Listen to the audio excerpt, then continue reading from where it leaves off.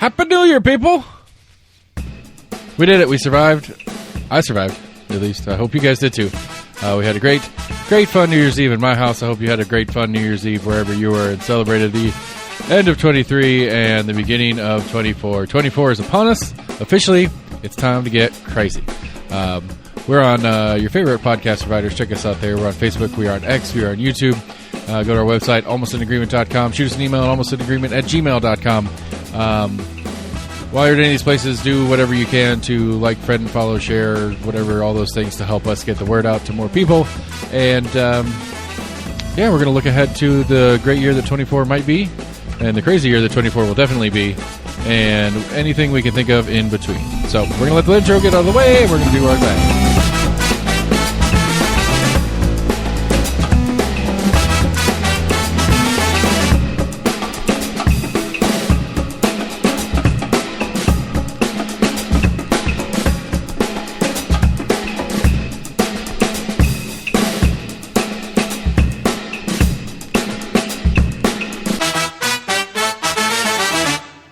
Hey, buddy.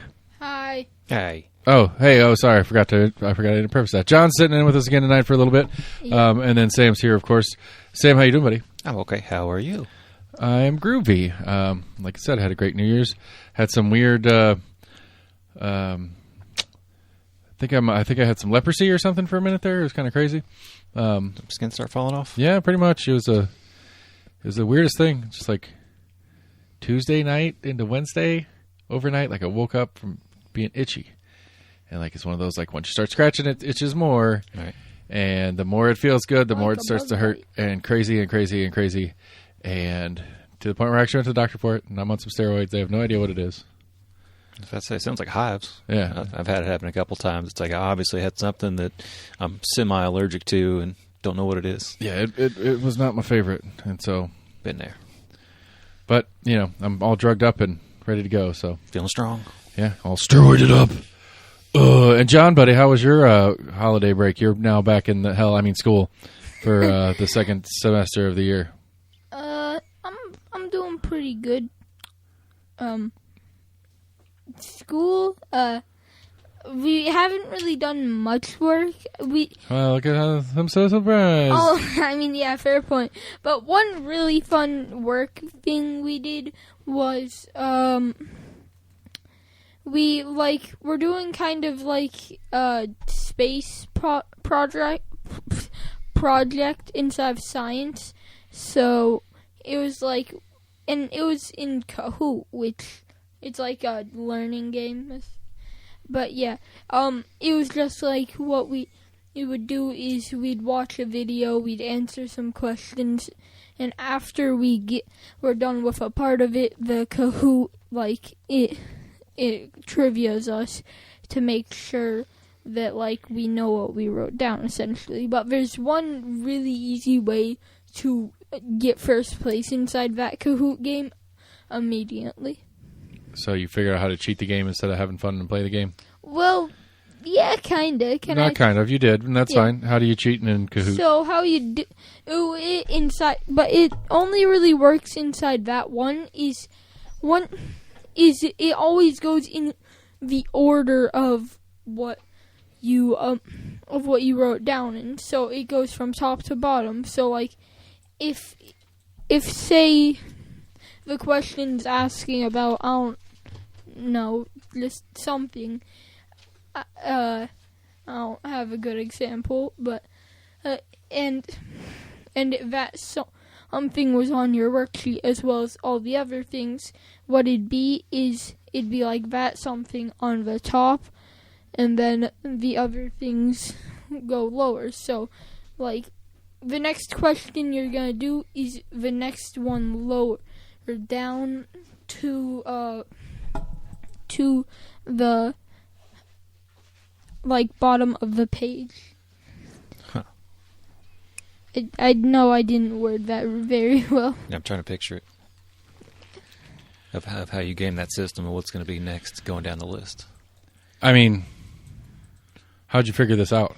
Oh, what it was so in the first one of those, what I was like, alright, well, I see that the top thing is the first thing we do, and by like the third question, or maybe the second one, I figured it out that it's just top to bottom, and it's really easy. So I got to first place almost immediately, but we didn't get to finish it. So, yeah. I mean, kudos for figuring out the pattern, because, Yeah. good on you. But It only really not works so in that kudos one. to the game maker if they make it that easy to figure out. Or maybe you're just that smart. I mean, they gave us an entire work. It was like a NASA, Amazon, and a few other people thing. Yeah, see, they're not that yeah. smart. Why would we expect them to do that well? It's for like the new. It's for the new spaceship that's launching soon. Yeah, those people aren't that smart. I'm not worried about them making tests up for kids. They're not going to teach you anything worthwhile anyway. Mars, who cares? Essentially, I can't think of what mean- Great Britain calls it, but it's basically kind of like one of their intelligence services. But apparently, something they've been doing for years, where they send out this like cipher basically to all the schools before they relay. Apparently, I guess they give the people at schools about a week or two to kind of work on it. But it's something you can submit. I guess it's a way to kind of like test. Can you turn me down a little bit? I got you, buddy. Yeah, but I thought it was interesting that it's something they still do to this day as far as like putting out a cipher for like code breaking, because apparently it's the same kind of agency, I guess, that was over the code breaking that was going on during the Great War or whatever. The project. Crap. That was when they were like deciphering the Enigma. Yeah, there's the Enigma. But they were multiple codes that were being used. That's right. We brought in some Native Americans to help us out on the U.S. side of that mess. Can I To have an unbreakable code. Yeah. Can I say something in my opinion that's really funny? Sure. All right. So what it is the Xbox X. It actually has like a reason apparently, and I was just scrolling through YouTube earlier today, and I saw this, and what it was apparently the creator of Xbox, he made like 400-year-old bread with, he used 400-year-old yeast to make the bread, and the X on the Xbox, it's supposed to look like what the top of sourdough bread looks like, and I thought that was funny. I'm curious if it's true. It's a fun story either way. I agree. That's later.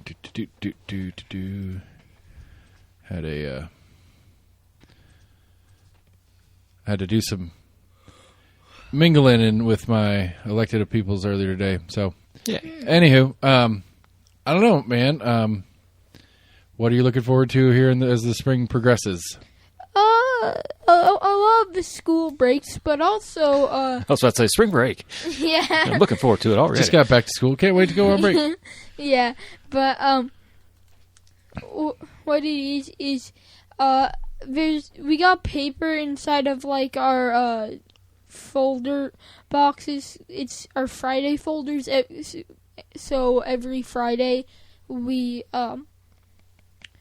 get like all the papers inside of there. So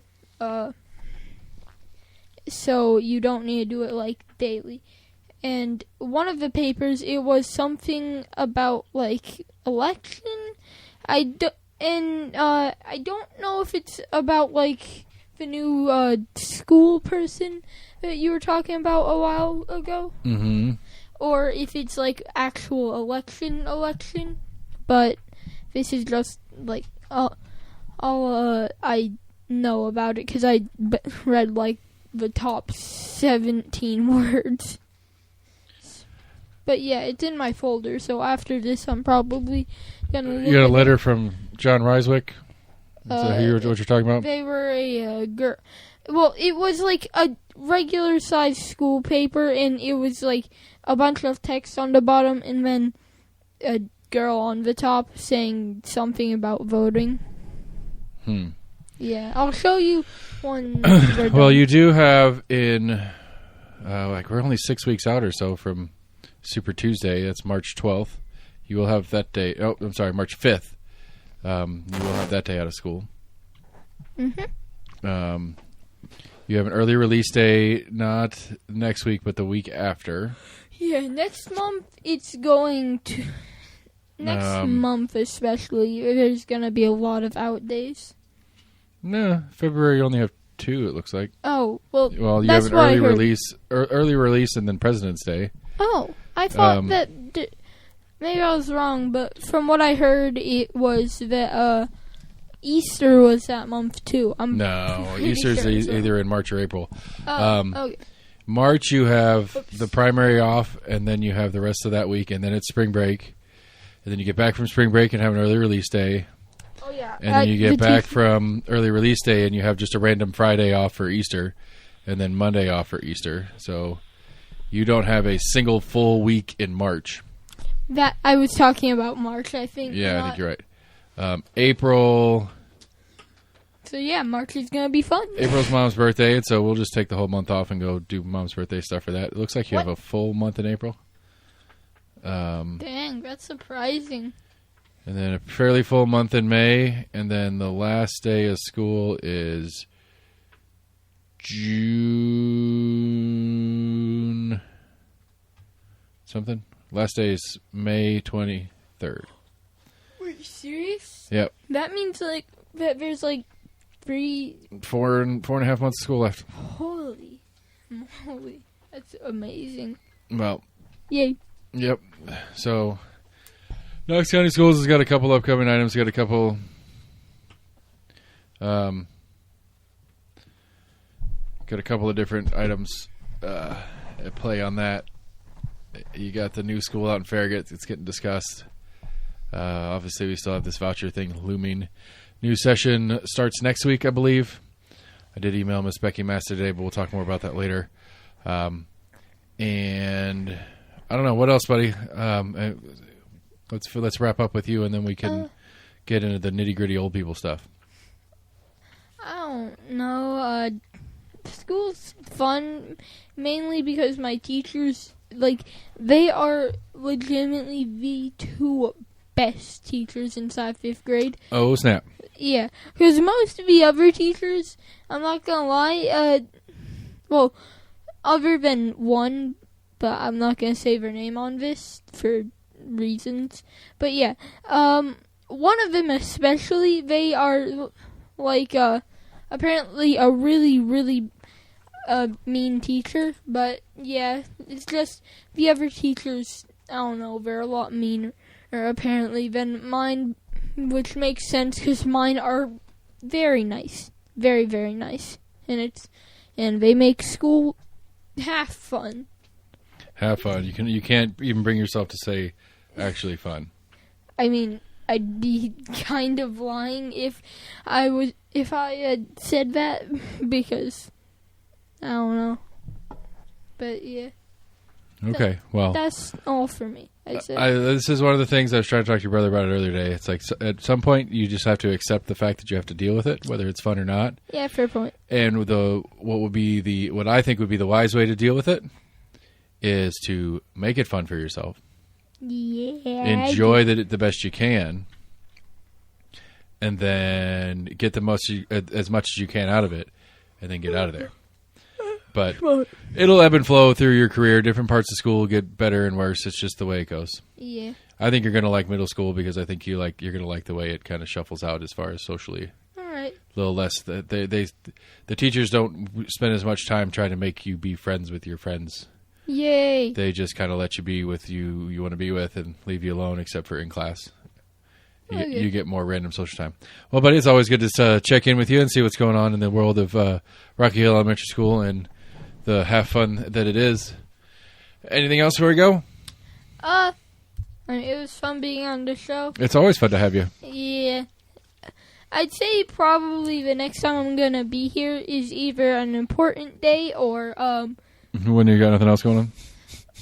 well, no, I'm saying either an important day or just a day that I have a lot of stuff that I could say on this. But, yeah. Okay. Well, you are welcome to come sit in for a little bit anytime you like. But yeah, who knows? I might come back next week. I might come back in 2 weeks. I might come back in a month. I might come back when school's over. Who knows? Shoot us an email at almostagreement@gmail.com and tell us how badly you want him back. Don't worry, buddy. Nobody email. Not nobody. It's hit and miss. Sometimes, some weeks I'll get a handful of emails. Some weeks I won't. But anyway, thanks, buddy. We'll see you in a little bit. All right. Bye-bye. Bye. Bye. Anyway, thanks for John sitting in. Appreciate John sitting in. What's going on, buddy? Huh? Nothing. I was saying I went to the gas station. I'm pretty sure it was like the first. It was the cashier and I literally didn't say a word to each other.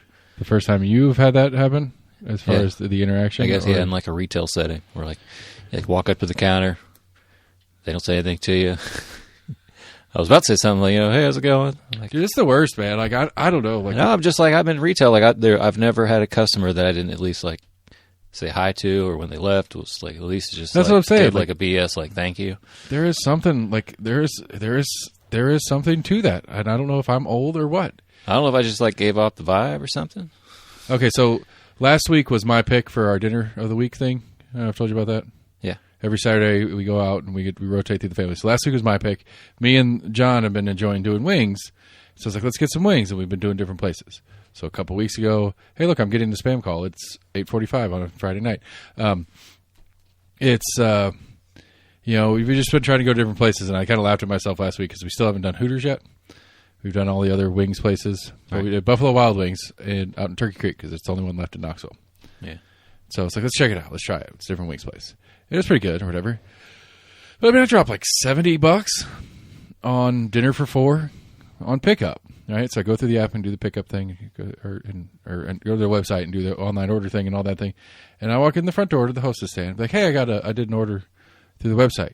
Oh, you can check over there. And there's just racks over there where it's like Uber Eats and whatever, and then prepaid online orders. Yeah, and that was it. And so like I grabbed a bag that had my name on it, and I took it over and I set it on the counter because I figured at least they would. Anything? Nothing?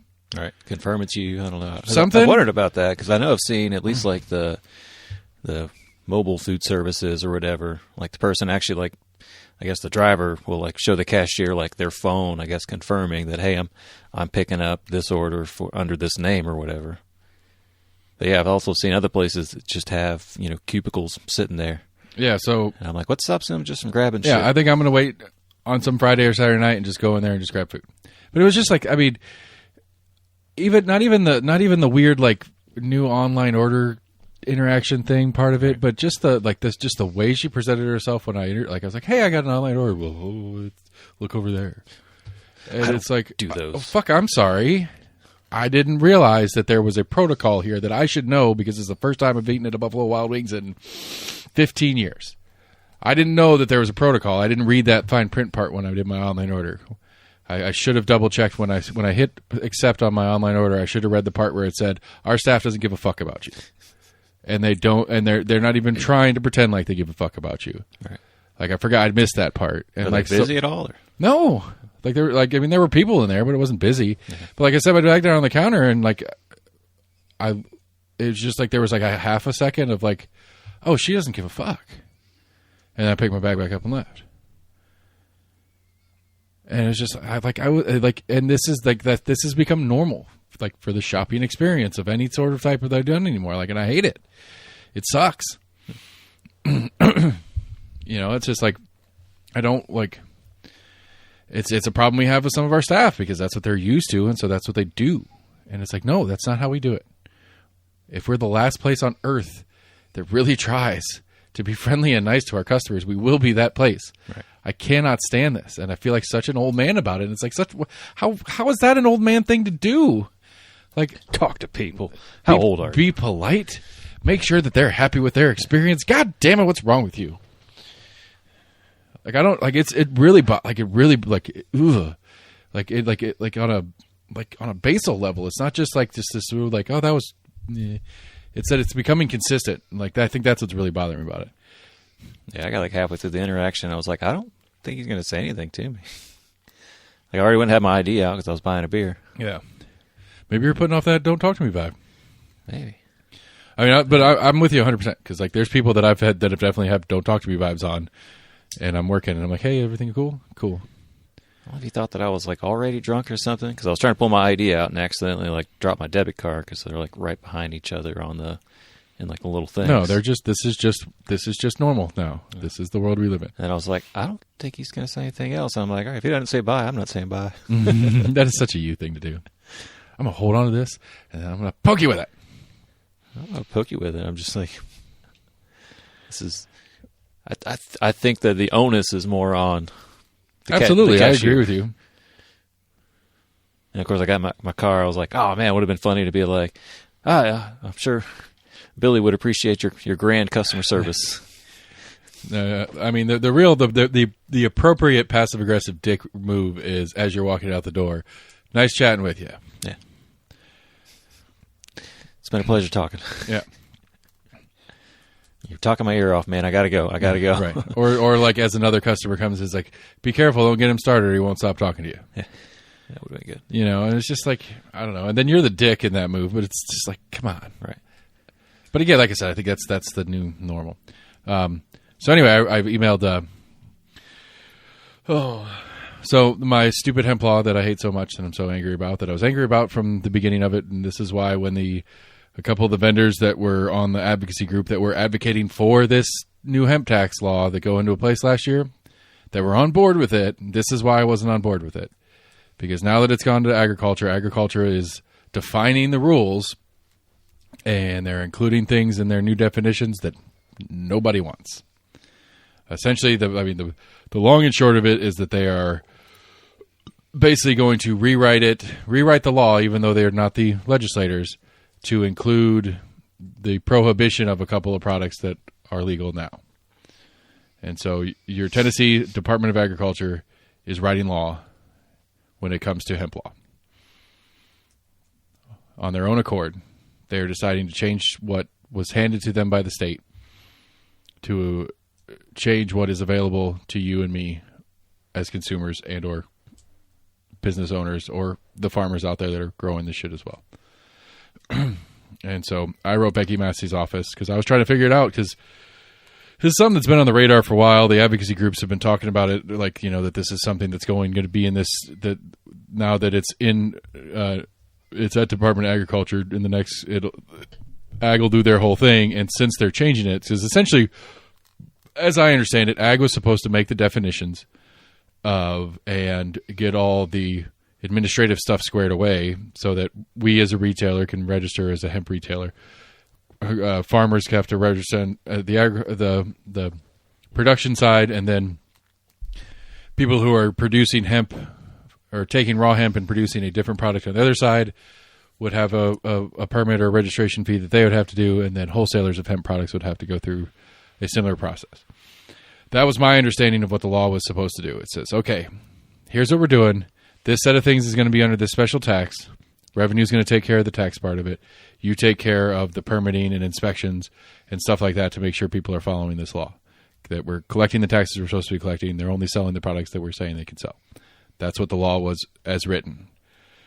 And now in Ag's definitions, they're taking THCA and including it as THC Delta 9 and basically writing it out of usage, which is the most popular one because it's the one that gets you high. Right. And so the question is, who's like? I don't think Ag is just doing this. Somebody's leaning on him to get it done. But the problem is who do you go to? Because this is Ag. This isn't, nobody in Ag is elected. This is a bureaucratic body doing what bureaucratic bodies do. Now, obviously, they're getting leaned on by someone. Whether it could be big alcohol or it could be big tobacco in the state of Tennessee leaning on them because they're trying to damage this product because it's interfering with their sales. I don't know. Or it could be, the Baptist Governor Lee or some other actually elected person or somebody else that's in the higher powers of the Tennessee legal / government land. I don't know who's leaning on him to push it this way, but but I'm assuming it's in their purview to, like you said, kind of make these certain finer point regulations. I don't know.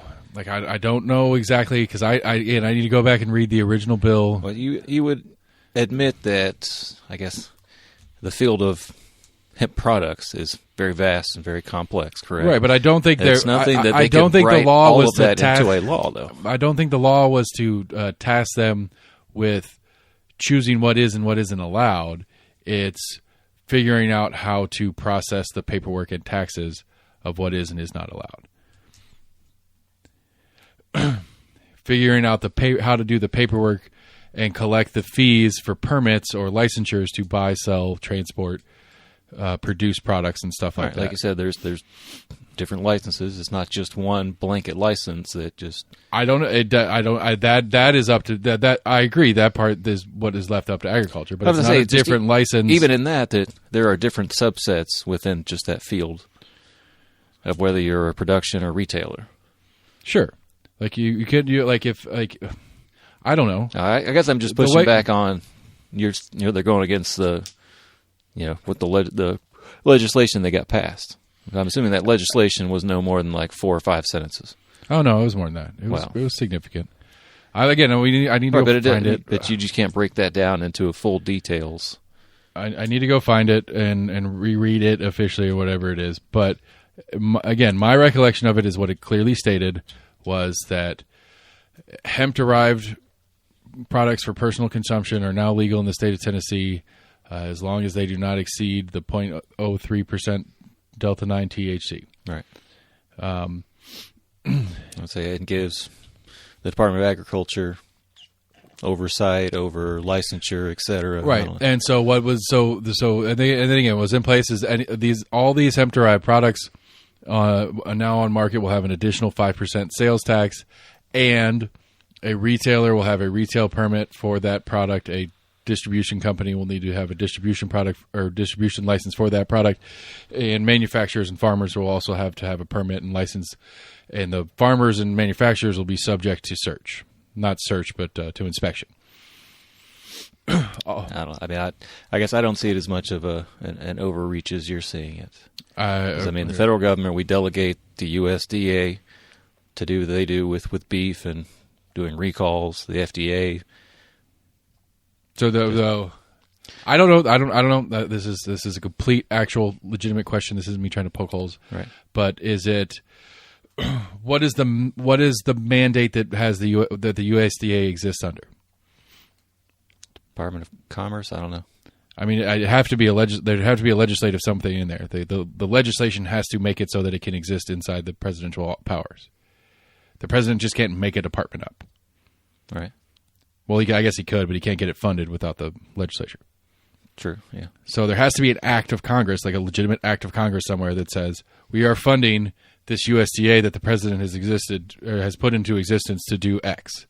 You can't just say we're giving them money to do whatever the fuck they want with it. I mean, I guess they could. The EPA wasn't created till like the late 60s or whatever. Okay. That's what I'm saying. Like and when it was created through, I would assume, an actual act of Congress. Clean Water Act, I think. Right. And so the Clean Water Act designates that this new body inside the executive branch will execute these factors to ensure clean water. It is probably something super specific on the original one, and it's ballooned out from there. Right. But I don't know. Like, I think that is one of the issues that I think is a governmental issue across the board, because I think I don't think this is something that doesn't happen a lot by by agencies inside governments. I don't think that this is a new thing by any stretch of the imagination, but I would say I don't know that it's an appropriate thing ever. I don't know, because I didn't elect we didn't elect the Department of Agriculture. What's the inverse of it? The USDA says, hey, we're putting all this on hold. We need to kick it back to the legislature and have them re-legislate a new, more specific law. You got to give me the mandate that there's got to be something. There has. I'm just wondering if you have an idea of what you would prefer. If we want a federal government that gets to make decisions about what we can and can't have access to. Talking about just state government. Okay, well, you said the USDA, and that's a federal body. I'm sorry. Okay. Rephrase your hypothetical, and I'll try to see if I can understand. I'm talking about specifically in this hemp law that you're taking issue with the State Department of Agriculture changing not changing legislation, but changing. Yes, changing legislation is a good phrase. I'm good with it. Whatever. They can't rewrite the legislation, but I'm asking you what you would prefer they do, or what you think that they should do instead. I mean, other than just leave it alone. I mean, as I understand it, the mandate from the state of Tennessee legislature and the governor's office for signing said legislature, or even if he didn't, it still passed anyway, whatever. As I understand it, the mandate from the state of Tennessee elected body was, Department of Revenue, we need you to set up a bureaucratic infrastructure to handle permitting and inspections for people who handle and sell, or handle and make, or handle and distribute hemp products. Department of Revenue, we need you to set up a system to collect a 5% additional sales tax revenue on said products in retail. And then I think there was not a wholesale, but there was a manufacturer tax in there somewhere too. I don't remember that because it didn't apply to me. That's what the law is asking for. Nowhere in the law does it say pick which ones you want to, pick what you think should or shouldn't be legal. Hemp-derived products that are on the market should be taxed this way, and we need to figure out how to inspect and make sure that the places who are selling, buying, or manufacturing these things are making them within safe guidelines for the consumer. Now, I could, just with that last phrase, I could see where you could kind of pick a little bit of an argument to say, well, safe for the consumer means it doesn't get them high. I don't know if I could see that argument in play, but if that was the argument in the first place, that should still have been the legislature's job to clearly define what safe for the consumer means. Because if you're just going to put it out there broadly, then I guess you're opening the door for this, and that's a failure on both sides. Yeah, I don't know. Try to think of a good scenario, but I don't think it's the best example. But say somehow someone figured out to make a meth-like product from a hemp-derived, or from... Sure. I mean, what was that shit you used to be able to buy in the back of like High Times magazine? It was like... it was a synthetic marijuana. Yeah, I don't really know what that was or what it was supposed to be. I mean, it was... I remember seeing it. It was like, Thai stick and blah, blah, blah. And I'm like... Yeah, and it was really bad for people. And I'm really like, this obviously isn't anything real because you shouldn't be able to buy this out of the back of a magazine. Right. I'm like, so I don't know what this is. But it fell into some gray area, and because it didn't fall under the current prohibition of marijuana, because it was not a marijuana product or anything about it was... Nothing was weed. Right. It purported to be like it, but it was not made of it or anything from it or anything like that. So it was, so it was like, I mean, it was like a supplement, for lack of a better word, and I think that's probably what they legally sold it as. Right. And it just kind of did what it did until somebody actually went out and made it illegal. I do not believe it was an FDA coming in and saying, "Oh, that's actually this." I believe it was like a state of California or something like that. It was like, "Nah, this is fucked up," and then other states followed suit. But you might be right. Not specifically. I don't know that one specifically either. But I'm saying, in case somebody did that, should the Department of Agriculture have the ability to say, "Hey, we're not allowing this to be manufactured or sold," or should we just wait for the gears of the legislature to pick up and do it? Does the Department of Agriculture, under the mandate of that they exist in the first place, or a specific law pertaining to them from the beginning of time till now, does it give them the right to deny products to market? That's really the question you're asking. Yes. Okay. Does it give them the right wholesale, or I don't know I don't know. I doubt it. Because then you could have I'm saying, in that event, do you think that the Department of Agriculture should have the power to? No. Not necessarily should they? Absolutely not. Okay. I don't think it doesn't. Like, I understand where if there is some weird product that comes on the market, your meth example being one, this is technically legal, blah, blah, blah, blah, blah, or it's not technically illegal or whatever it is, then the legislature needs to act if it's something that they really feel like they need to keep off the streets. Not that making it illegal changes that at all anyway, but if they feel like it takes it out of the legal realm, right? If that's what the general consensus feels like needs to be done, then it's the legislature's job to do that. Because I believe, at least, that we elect the people to help make these decisions for all of us. If we're gonna have a government, it's the people whom are elected who are supposed to be the ones making the decisions, not the people who aren't. It's not their job to make decisions, which I like. Again, it's just one of those things that makes me laugh because I sit here and I complain about offices like the county clerk's office where we're elect the county clerk who has little to nothing functionally that it matters who the fuck it is. It's an administrative job. All they really do is make sure their employees do what the state tells them they have to do. There's not a lot to it, and that's an elected position. Yet there's somebody in an unelected position in the FDA in the Department of Agriculture who's making decisions about like who's actually making legal decisions. Maybe that's what we should do. Maybe we should elect the head of all our different agencies if we're going to let them make law. It's a thought. Or not let them make law. We'll let the 10% of the populace vote these people in. I mean, it's the long way of that. I mean, I don't know who hired this person in the first place. That's kind of the long way we get there anyway. I assume it's probably more of like a governor kind of type appointment. Yeah, but I mean, how long this person's been there could depend on which governor. True. And so, but again, though, to go back to the original in the beginning of this is like, okay, so yes, this is its own subset of things, but the secondary is it's like, okay, well, I think they're wrong. I think what they're doing is wrong. It's not a question of what the specific is, but I think it's wrong. I don't think they should have the authority to do this. What is my avenue? They do have a public meeting by law that they have to do on these rule changes coming up, which is going to be a whole bunch of different shit that they're all doing at one meeting. And so they're going to have farmers from all over the state and ranchers from all over the state and just different random people that are that have to deal with agriculture and agriculture rules in this one meeting in Nashville in the beginning of February. And then a bunch of potheads and all the pro pot people in Tennessee and others are going to be there to fight off this one, among other things. But they're under no obligation. They're under no threat if they continue down a road, even though everybody walks in the door and says, we don't want any of this. We don't want you to do this. We don't want any of this. This needs to not be going on here. Right.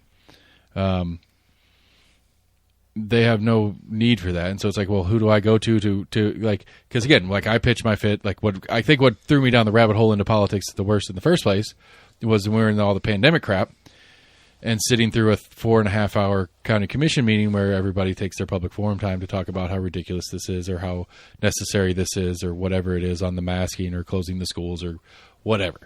All the state stuff that it was the state of Tennessee governor's office and state legislature who was the ones that were passing all these things along to the counties on what they could and couldn't do during the pandemic. But they're sitting there and just complaining over and over again to the county commission. And I'm sitting there going like, why are you talking to the county commissioners? They have no authority to do anything about this. It's not their job. Like the Tennessee Department of Health in Knox County, which is a Tennessee office, right? Which I guess that maybe that's there's your example that you were looking for a second ago. Knox County Health Department can decide whether or not we can open our businesses tomorrow or not. They have the authority from the state to do so. Do you think that's appropriate? Yes. Okay. I don't, but that's a fundamental difference that you and I have, and that's fine. Can the mayor do it? Can he? Maybe. Do I think he should have the right to? No. Who should? Nobody. Gotcha. Why should anybody be able to tell me I can't open my business tomorrow? You don't have to fucking go there. If you feel like it's dangerous to be out in public, then don't be out in public.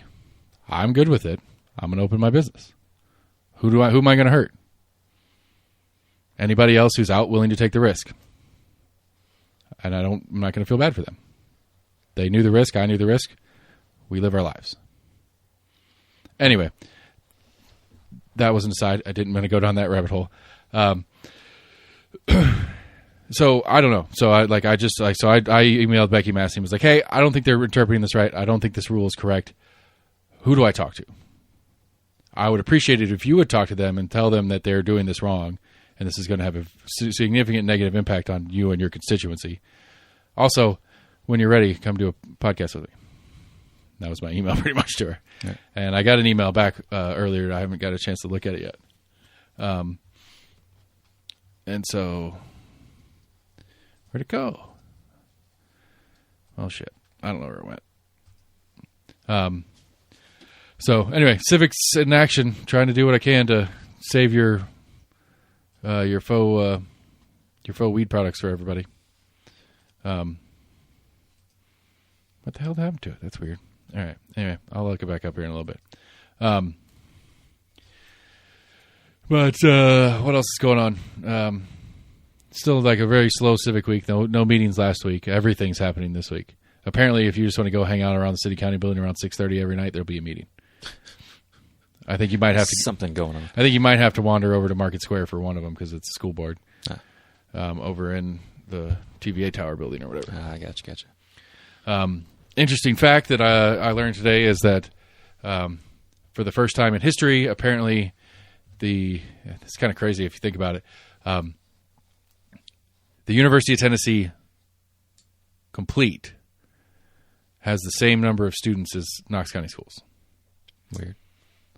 But for all campuses combined of both entities. So not just UT Knoxville, UT Chat, UT Martin, and then they've got the 2 new ones that they added the last couple of years. There's like 5 now. Huh. But it's at like 59,000 and some change, and Knox County Schools is at like 60 flat. And so, apparently, for the first time in history. Which is, I mean, it's just kind of, like, I don't know. I thought it was just a crazy little fact. Yeah. Numbers-wise, as far as, like, as big as UT is, it's not that big, I guess, you know. Half of those students are here.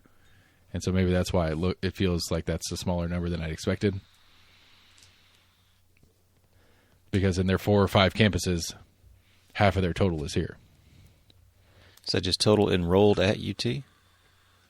Yeah, and that's undergrad and graduate students. That's what I was about to say. I was like, you're Yeah. getting quite the wide breadth of.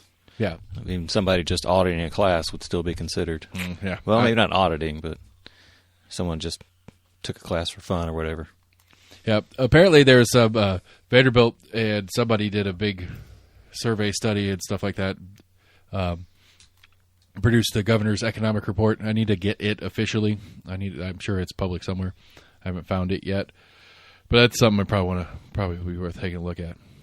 I mean, one of the things that's already in conversation coming up for session, coming up for county commissions and stuff like that, is they're already talking about concerns.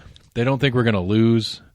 We don't think we're going to go down in total economics of the state, but they do think it's starting to show signs of leveling off already. And so the significant growth that we've had in the last 3 years is not going to continue. Surprise. Not people growth, economic growth. Right. And then how to manage that, change it at. I've got that rainy day fund. We're just waiting on a rainy enough day.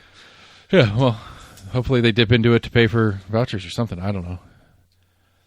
I don't get it. I keep pitching that one. I'll have to start pitching that one again here for for the different state candidates that we get in. I think they just need to make a rule on it. I think that's the right. I'm good with it. I think it's a good plan, especially since we're a sales tax state. Because when the economy turns to shit, this state's income goes down quick. States that are property and income tax, they have a little bit more time, but they're still getting the income, because if your property tax doesn't change just because you don't have a job, you know. Right. But at the same token, well, that would not quite be the same. Yeah, but people are buying less, but I mean, you still have necessity of people to buy something. Yeah, but not. I mean, maybe not to the same level, but there's still that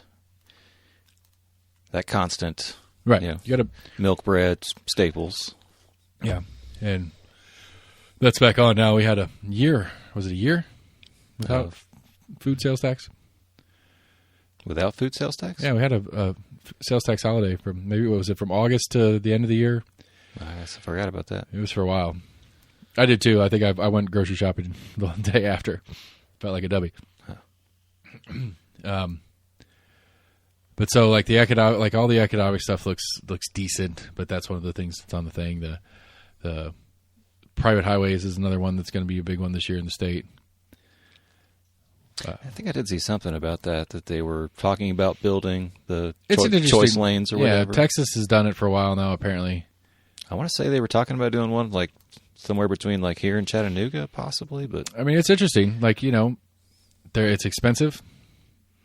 People will pay it. People will pay for this, whatever the toll is. Maybe not everybody, but people will pay for it. But do you do it kind of like Atlanta? Like I want to say Atlanta almost has like gates that kind of like prevent you from even going on. Yeah. If you're not like authorized to be on or whatever. I guess someone's like a speed pass or something like that. I don't know. I mean, because Florida So it's like, how do you stop people? Because mostly a lot of people, there's always a joke in like the HOV lanes that people bring like a mannequin and put it in their passenger seat or whatever. I don't know, like, because Florida's is just, they take a picture of your license plate, and I had that whole thing about how I thought that was kind of weird, but they just take a picture of your license plate and send you a bill. But if your license plate's on file because you have a subscription or whatever, they don't send you the bill. So I don't know, and then that'll depend on the company that does the job. Right. I mean, it would literally just be, like some big fucking developer that's got the money will be like, okay, well, this is the Holrob, the Holrob bypass for Knoxville, and they buy all the land, or there's some agreement they do to go above or below the current interstate or something like that. I thought it was just supposed to be like in conjunction with it. It's supposed to like a kind of a separate mini highway. No, I mean it should be. It seems to be like the inside shoulder or whatever. What would be the inside shoulder? I don't know. Whatever they'll be where they're going to be. But the point is that they're going to spend all the money to build it, and then they build it and give it to the state, but they get to collect tolls for the first 30, 50 years, whatever the deal is, to pay off that whatever. I'm assuming not that it's a safe assumption to believe that the state will do anything correctly anyway, but the assumption would be that there will be minimums of accessibilities and minimums of drivabilities, and it has to be kept up, and maintenance and stuff like that still falls on the revenue-seeking company even after it's opened. But, you get paid $1 per driver on it for 50 years, you probably make your money back. I mean, that's the exchange that's the public-private partnership that they're trying to get done. A 50-year return on investment for an interstate expansion, basically. Sure. I don't know what the timeline. I think that's the timeline is 50 years. Yes. It seems kind of long for a perspective of it. Well, you do it on a 30. You get a 30-year loan as the construction worker or as a construction contractor, and as long as you're breaking even for the 30 years, you're 100% profit for 20. But I'd say the game. That's under the assumption that we're going to have that same highway system 50 years from. I mean, there's got to be there's no way they're going to get private companies to get in on this if there's not some back end coverage, right? And it may be just some buyout option, and that's what everybody's playing for is just the buyout. The state buys it out eventually. I don't know why the state wouldn't own it to begin with, but I don't know. Because then no state would have to build it, and they don't want to build it. Why put I don't know what the cost of a roadway is per mile and shit like that, but why put let's say $100 million into a project that you're going to have to put $100 million in 50 years from now, when you could put $0 into that project and get the same result? I mean, that's the game they're playing. So they're basically asking businesses to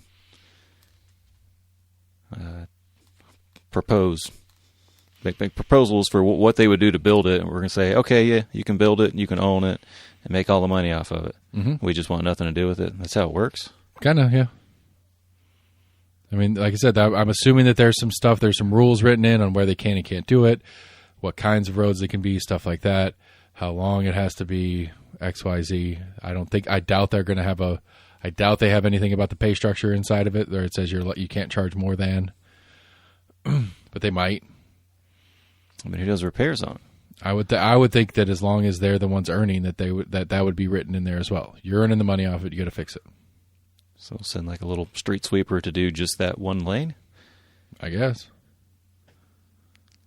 I doubt it'll be. It just seems kind of weird to me. I doubt it'll be a 1-lane deal. I don't know. I wouldn't. I mean, at least it'll be 1 lane each direction. I don't know. I mean, there's the Atlanta ones, which are it's like 2 lanes, but they only go one way certain parts of the day. Well, it's been a while. It's been a couple years since I drove through Atlanta. I just remember seeing a weird gate that was closed off, and I was like, how do I get over that thing? I was like, oh, I think that's a little special highway. Right, but right, that's how Atlanta does it. Atlanta has it where It was on like the south side of it when I was still heading south. Was when I saw it. Right, but in the mornings, it's open to southbound traffic. Gotcha. Yeah. And in the afternoons, it's open to northbound traffic. So it's basically when you're driving into town, when everybody's driving into town, it's open. Right. When everybody's driving out of town, it's open that direction. And so that's how they, like, you know. They just assume most people live south of Atlanta or something. Oh, or vice versa, whichever. Right, it's right. like whatever way the most traffic is going for a period. Like you do it off of what's there. Like if they did one here, I don't even know where you do it in Knoxville. I mean, I think if they did one here that was westbound out of downtown with like a drop off at Paper Mill, a drop off at Cedar Bluff, a drop off at Pillissippi, and then a drop off on the far side of Turkey Creek, and then terminates out at like Watt Road or maybe at the split, right before the split. And in the afternoons it went out of town, and in the mornings it went into town. I think people would use it, and I think it would be worth for some people it would be worth the fee to use it. Yeah. You know, and for Knox County and the state of Tennessee not to pay for that, probably, you know, that if that was what the project was, $500 million probably for that long of a stretch, maybe even $1 billion project.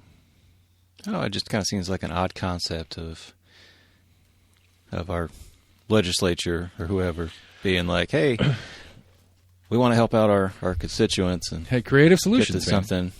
Is there anybody that wants to do all this and take care of it for us? And we want little to nothing to do with it except getting credit for getting fast pass lanes. I mean, brought to the what we state. have to do with it is allowing it to happen. That's all that we have to do with it as the state legislature. We're allowing this to happen. Yeah, so I guess it's just a weird kind of public-private partnership. I mean, I agree. It is kind of a weird premise. Like you would think, and this is where I go into my deep craziness. You would think with the amount of money in taxes collected, both local, state, and federal taxes, that we could already have these things provided to us with the funds we have. But apparently we can't. And it's not enough money. No. So we have to get these creative solutions to problems. I guess at least we're looking at I mean, that's what there you go. That's actually a good. That is what a charter school is. It's the same premise in a school system, and the state gives them money.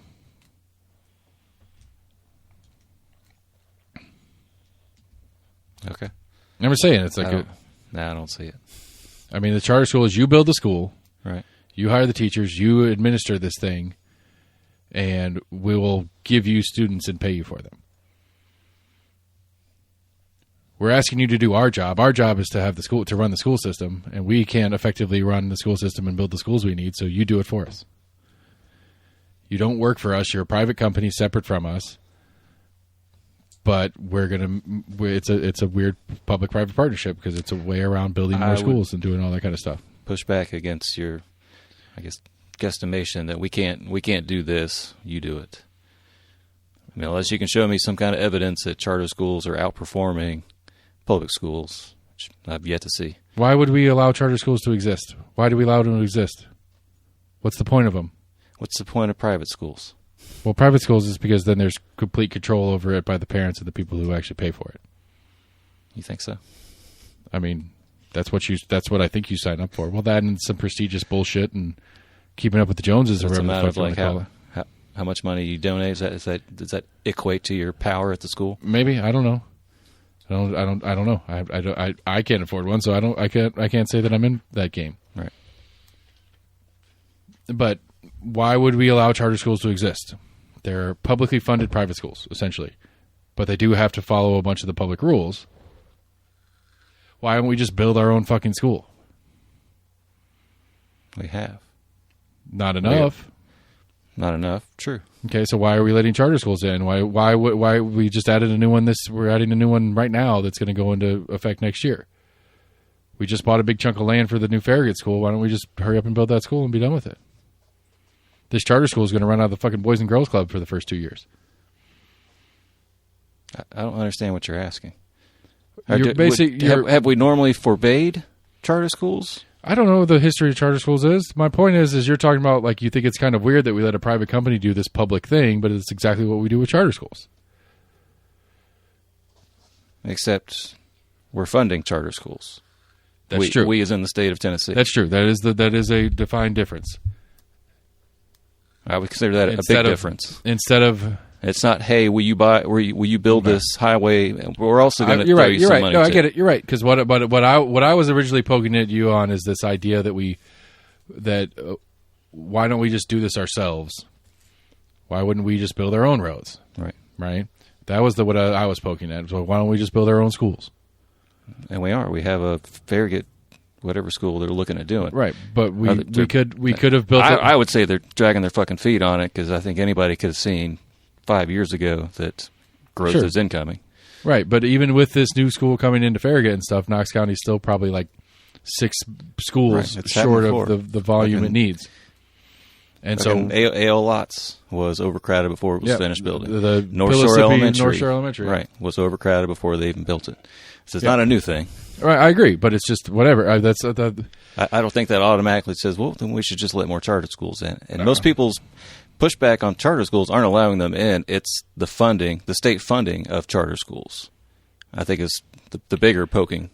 Right, but I'm not poking at any of that. I'm poking at yours is that if this is the responsibility of the state, then the state should fucking do it. We shouldn't have private companies coming in to do it. But this is what we do over here as well. That's all I was trying to say. It's not exclusive to I very much agree that I think that we should be building our own schools. Okay. I was just saying, like, but you were kind of giving me this, it's a weird concept thing, but it's like, no, this is not a new concept. This is a new concept for a road, per se, but this isn't a new concept of things that we do as far as government and private interaction to try to get private companies to do what the government needs to get done. And not just contract work, but what we say the government should be doing.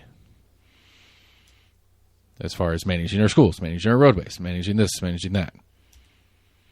That's the point I was kind of poking at. I can't think of too many other things that really equate to the highway thing. Because even services that we, delegate out to a private corporation for whatever reason, we still pay that corporation for those services. Right.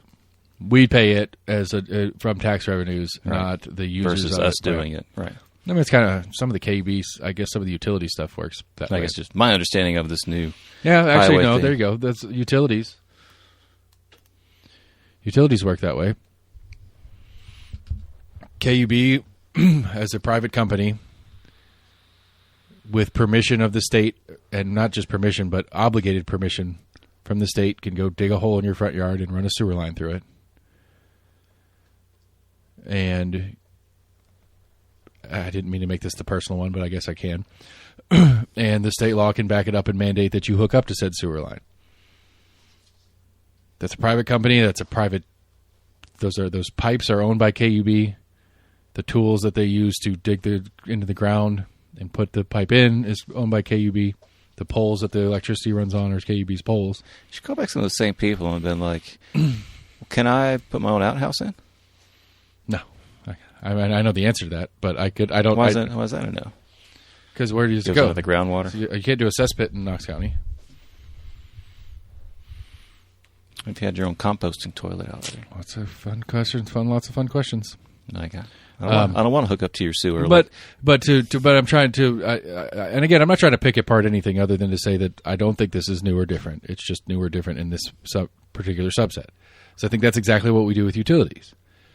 The utilities own it. They operate it. They get paid by the end user of it, not by tax dollars. They get permissions and they get access that's obligated by law from the state. They're allowed to come in your yard and cut your trees down without even talking to you about it, if it might possibly interfere with their power lines. But you pay them, and they're actually mandated by state law to charge at least as much as it takes them to put the power there, or the sewer there, or whatever it is. But are roads considered a utility? I don't know.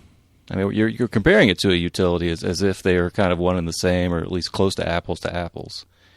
I mean, same with schools. I'm just trying to understand the juxtaposition of the two. I mean, you're right. I wouldn't consider I don't know. Yeah, I think so. I think since the argument for why utilities need to exist in a special category of business would fall under the same premise of a road. Yeah. It's infrastructure for the ability for peoples to have an economy and a society in play. Their obligations to have a community that works.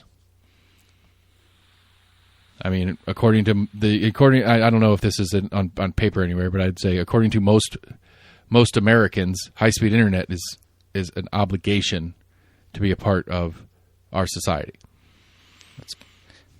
I've kind of been forced into it. I can agree with that to an extent. Yeah, power is an obligation. Like electricity is an obligation.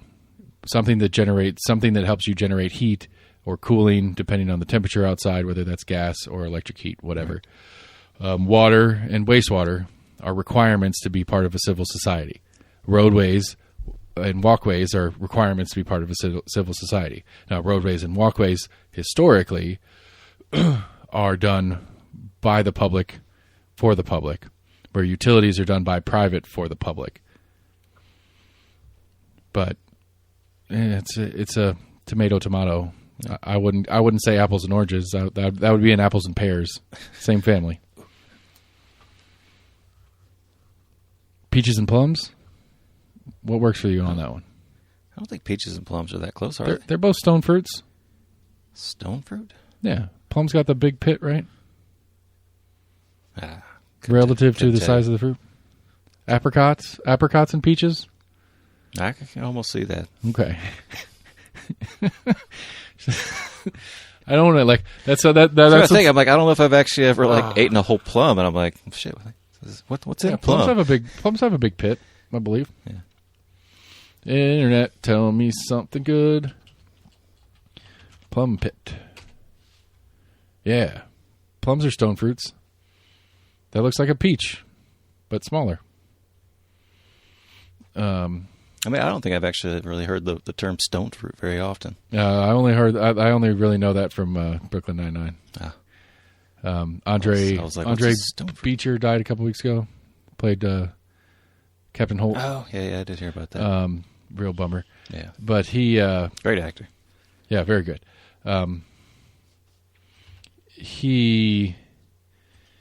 There's an episode where it's him and the guy from the Allstate commercials. Yeah. And they're like the exact same character. They're both like super strict, super stoic dudes. And they're on a stakeout. And they're watching their guy they think's the bad guy, and one of the cops in the car says, "He's right there. He's eating that peach." He's like, "I can't tell if that's a peach. It might be an apricot." Okay, well, mark down unspecified stone fruit. And so, that's the reason I know that phrase. Wow. I've learned many of random things in random places.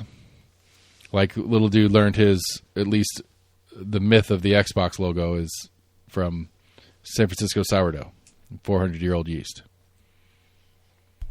Which it did. I mean, it's possible. Yeah. He told me about it. He's like, yeah, there's weird shit like that people created. And that was.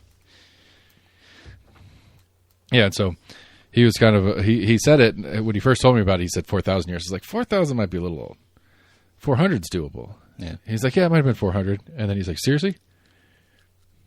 I did hear a story not too long ago about some yeast or whatever that had been revived, and they were recreating breads or it's possible. Things like that. The dude who invented Xbox is he's probably some top level whatever with Microsoft. It's not like he's some po guy out there. He might be some guy that's crazy enough that he went and bought a 4,000-year-old petrified yeast and brought it back to life. Right. So yeah, anyway, the roadways thing, the voucher thing, that's new up to every state. More things to look forward to for 24. Maybe look forward to is an overstatement, but things to be on the lookout for. Downtown, Old City skyline will be completely different by the end of the year. Maybe I'd go look at the Sunsphere. I think a month or so ago, they repainted it back to the original. In blue. So the stadium's already pretty well framed up, not fully framed up. Did hear that. But like you get down there, you can actually see what it's going to be. Like it's not just dirt and piles and construction. It's like, oh, there's the left field wall, there's the right field bleachers, or there's the left field stands, there's the right field stands. That's where home plate's going to be. One of the two of the neighboring developments is already foundationally done and already at street level as far as like where they're starting to build it up. They're about to break ground on the second of the two units that's on the, I think it's the left field wall is already the across the street proper from the left field wall or the left side, the left baseline, third baseline. Duh. I know baseball. Duh. The left baseline across the street, that one's already foundationed and starting to get built up. And then they're about to break ground on the one on the right, the first baseline across the street, because the plan is still to try to have it all completed by opening day 25. So those buildings will be up, and the externals should be done by the end of this year. Yeah. I mean, maybe some windows aren't in yet, maybe some finishing details on the outside aren't done yet, but those buildings will be up, and some of the tenants will be filling in and starting to get their specifics built into their spaces by that point, if they're going to be open by March of 25. I wonder if they're going to go for real turf or AstroTurf. I couldn't imagine that they won't do fake grass. Although Smoky Stadium now is There's real been grass. some pushback against it. There was, Shit causes cancer. I think that was like the first iterations of it, and it wasn't the grass itself. Apparently, it was like the little black pellets. It's that aggregate, yeah. They But put I don't in- know if that's what like holds it down, or if that just kind of what gives it a better feel and structure. No. I don't really know the purpose of those little black pellets, or if that's just more just recycled tires. We're like, hey, I found a place to put them. Like, let's ground them up into powder and sprinkling them in some fake grass. And rubs people's faces in it and see what happens. I didn't notice it, but they would show like slow-mos. I think mostly what I saw were like soccer games, basically. But like somebody doing a slide tackle, you kind of see this like 1 to 2 foot kind of like stream, kind of like sprinkling Oh, yeah. up. Yeah. And I was like, wait, what the fuck is that? I haven't seen that before. 'Cause you almost wouldn't notice unless you like want to watch Yeah, I that shit don't. in slow motion. I mean, I think it's how I think it's what helps keep it. It helps make it cushier, so that when you like fall, like not softer per se, but All right, that's what I'm saying. That it kind of gives like it it's a more kind of a natural part of the feel. cushion. And basically, when you're running around on it, it gives you something to actually dig your foot into, and then as you're pushing off your foot, it's all kind of intermeshed into the grass parts and stuff like that. It gives you something to push back on. I don't know. I would. I don't know. Current Smoky Stadium's real grass. I wouldn't see why they wouldn't keep it. Not keep it, but keep using real grass. Fuck it, keep it. It should be. I mean, I wouldn't see it being should still be in good condition. Yeah, You and it just shouldn't be. Yeah, I mean, you could. fucking pick that shit up, and move it. You certainly could. You certainly could. I mean, but they Boyd- don't own that. Bo- Well, Boyd I don't know owns if they it. own that. He can sell it to himself Sevier or sell Co- it to Sev- one of his other LLCs. I think Sevier County owns it, so I don't know if he could do that. They own the grass? I don't know. I thought he owns the stadium. That's like I own the house. If I sold the house, could I take my grass with me?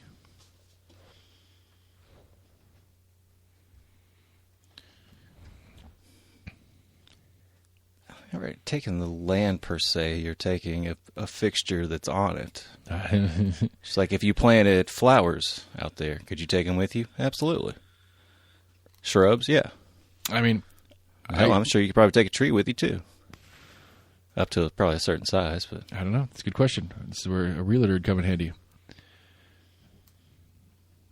I mean, I think it's just kind of an assumed expectation kind of thing. it would be really weird. Like you buy a house and like Right, and those show up two- with your moving truck and like all the grass is gone. You're like, wait, what the fuck? You're Right. like, oh, you didn't see that fine print? Like I'm taking the grass with me. Like you know how much money I spent putting this grass down? You gotta, That shit's coming with me. you got some beautiful, like dogwood tree that blooms wonderfully every year. Right. Like I'm taking that bitch with me. Right. You don't get it. It's my wife's favorite tree. But anyway, I don't know. It's just An odd aside. so that one. The city is reapplying for the grant to try to get their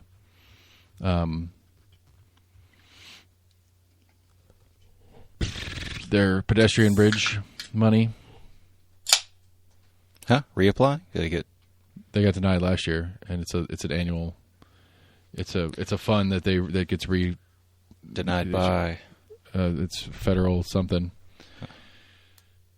It's something in the Biden's infrastructure bill. Just a grant application for more additional like federal funds. Yeah.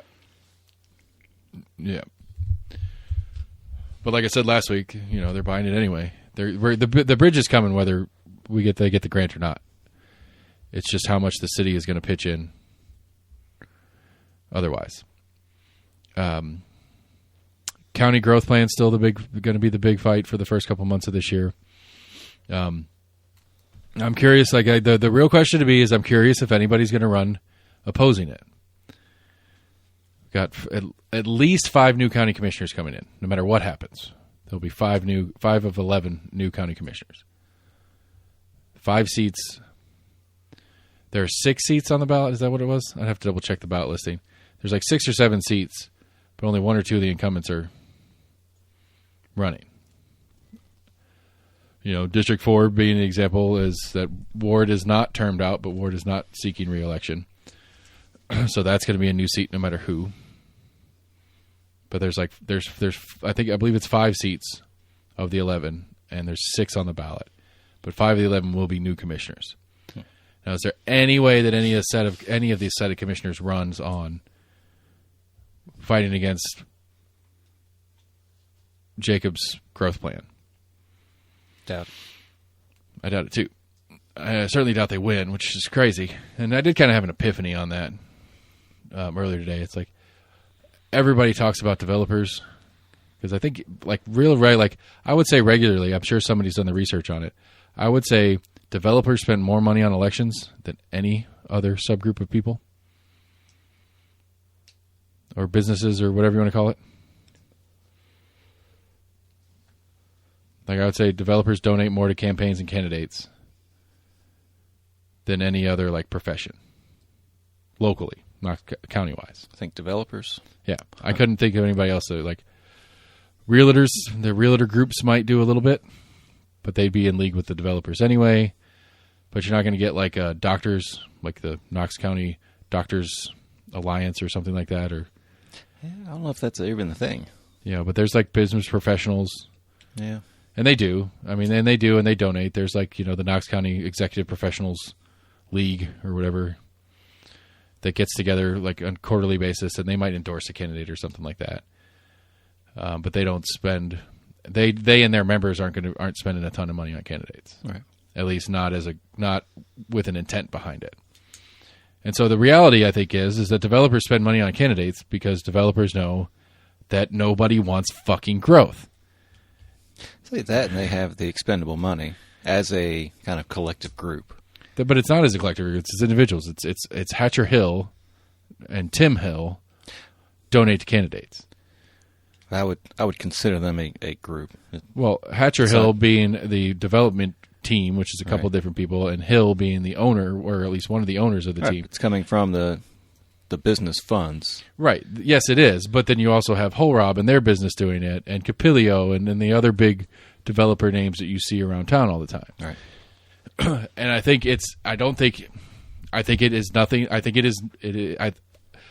it's as Occam's razor as it gets. The simple explanation is anybody who's developed or is developing or has been a developer knows that the number one thing that you have to do is fight your neighbors.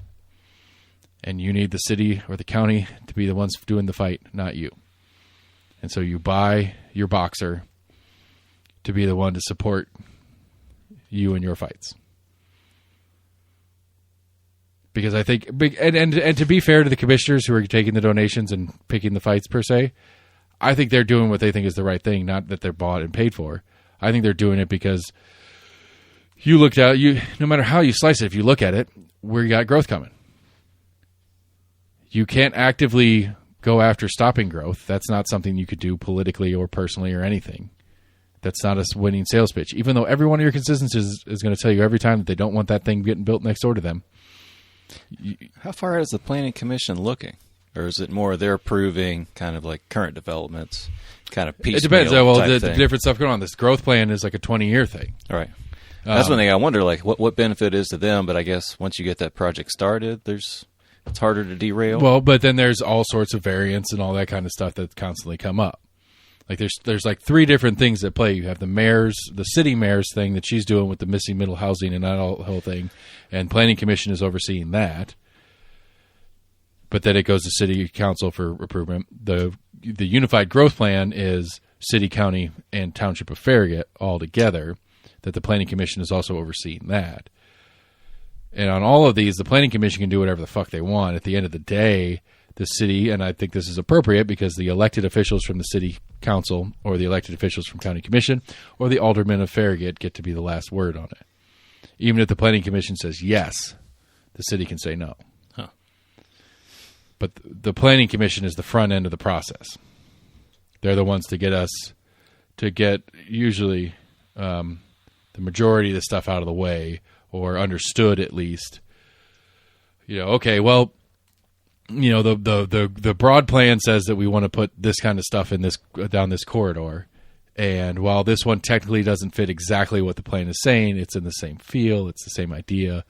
We think we suggest that you do allow this development to do what they're trying to do. Or we'll work from the middle ground. They want to go 10 floors. The plan says they're only allowed to go 8, so let's do 9. That's what Planning Commission does, and they recommend the city pass or fail it, or the county pass or fail it from there. But anyway, again, the point being is not that I think county commissioners are paid for, like our good friend Todd likes to point out on the regular. It's not that they're bought and paid for in the sense that I'm a county commissioner and I'm doing what the developer wants me to do. It's that I'm the county commissioner and I'm sitting here trying to balance a lot of things and a lot of wants. Right? The people are telling me they want. And I agree and acknowledge that one thing that is universally true amongst my peeps is that, what's the word I'm looking for here? They don't want the growth. But at the end of the day, all my business owners that are in my district, they do want the growth. All my other commissioners and the mayors, they want the growth because their constituents want the growth for the business sake and, all the tax revenues and all the different stuff that's going on in play. And so, I think it puts them, I think the reality is that if you were to go and have a hard stand in county commission, it's no on any development. Not only politically are you dead, but functionally and anything else that you'd ever want to do in commission's gone. And I think they know that.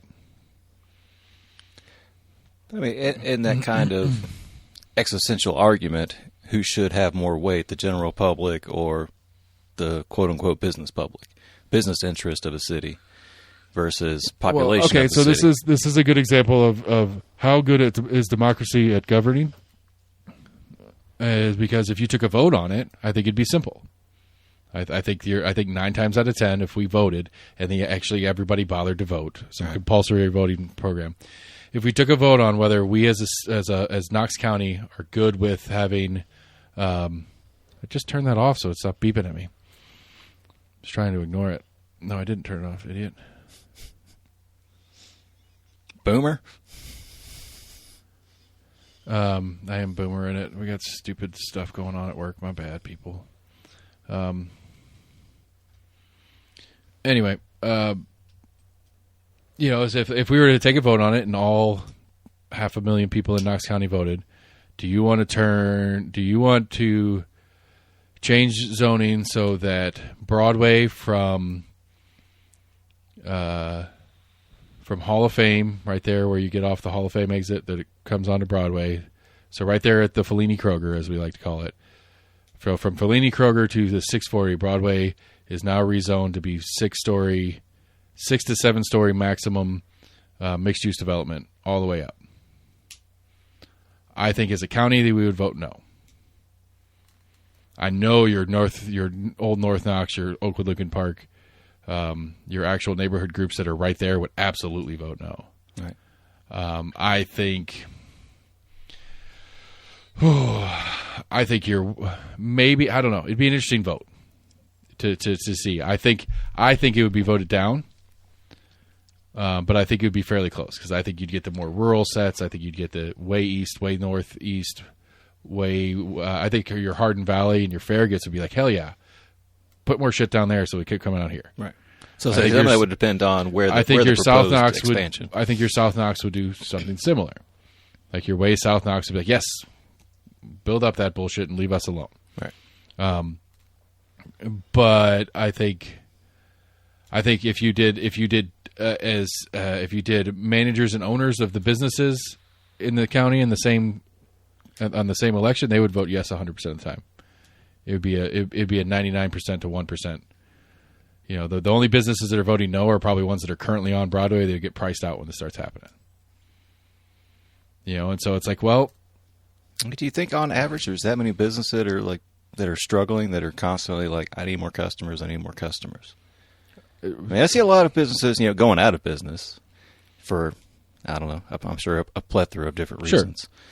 But you're like, need and want are two different things, I suppose, is what I'm saying. I know, but I'm talking about need. No, I don't think they're. I obviously they want to have yes, more business actually, and have more revenue. Absolutely. One of the number one rules you learn in business school is you grow or die. Right. So you need more customers or you're dead.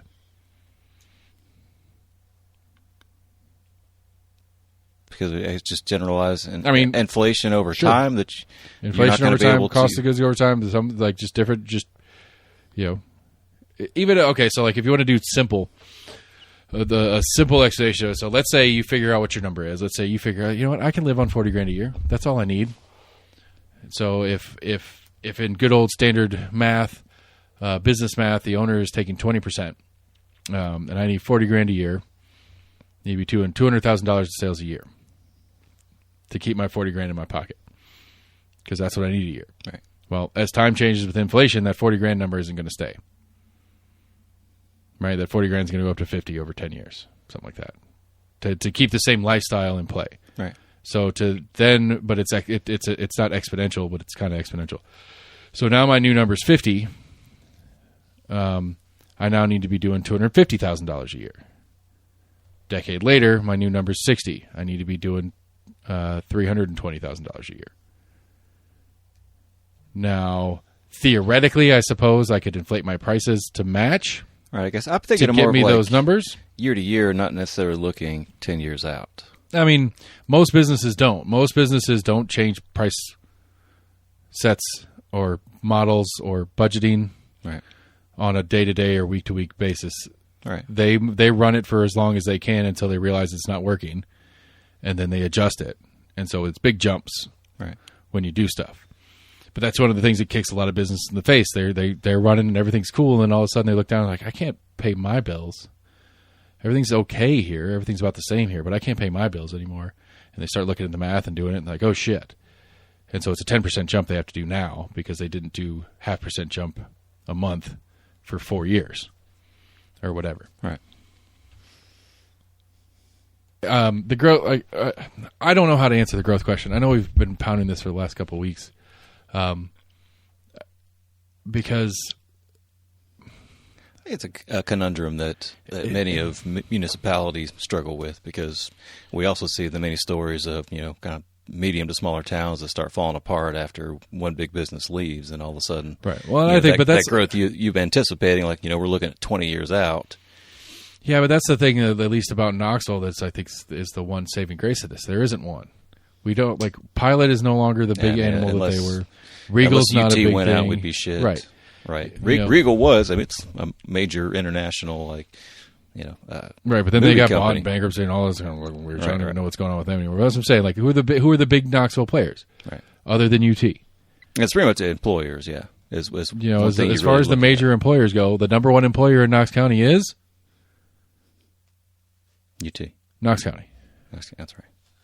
UT is a close second.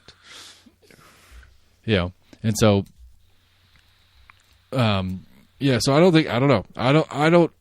I don't see how the growth doesn't continue, and if we don't do something about it, gentrification is a laughing matter at this point. Like, I don't even know you'd have to make up a new word for the style of gentrification that's going to start happening in Knoxville if we don't do something, because you're going to have you're going to have people going into the cheaper parts of town. I mean, it's already happening, buying these like 900 square foot beat to shit dilapidated houses for $250,000-$300,000 that some guy has been renting for 20 years that he doesn't care about. That his whole rental model is about as little effort as possible. Right. Somebody with money is going to walk up to him and be like, I'll give you 3 times value on that house. And they're going to do minimal work and sell that house for $500,000. Right. Because the demand's going to be there for it, which is cool for those of us that own our homes. It's not cool if you're a renter. And that'd be a good number. I'd want to know that number. What percentage of Knox County is a renter? What's the percentage of Knox County residents rent? It's got to be like 70 or 80%. It's out there.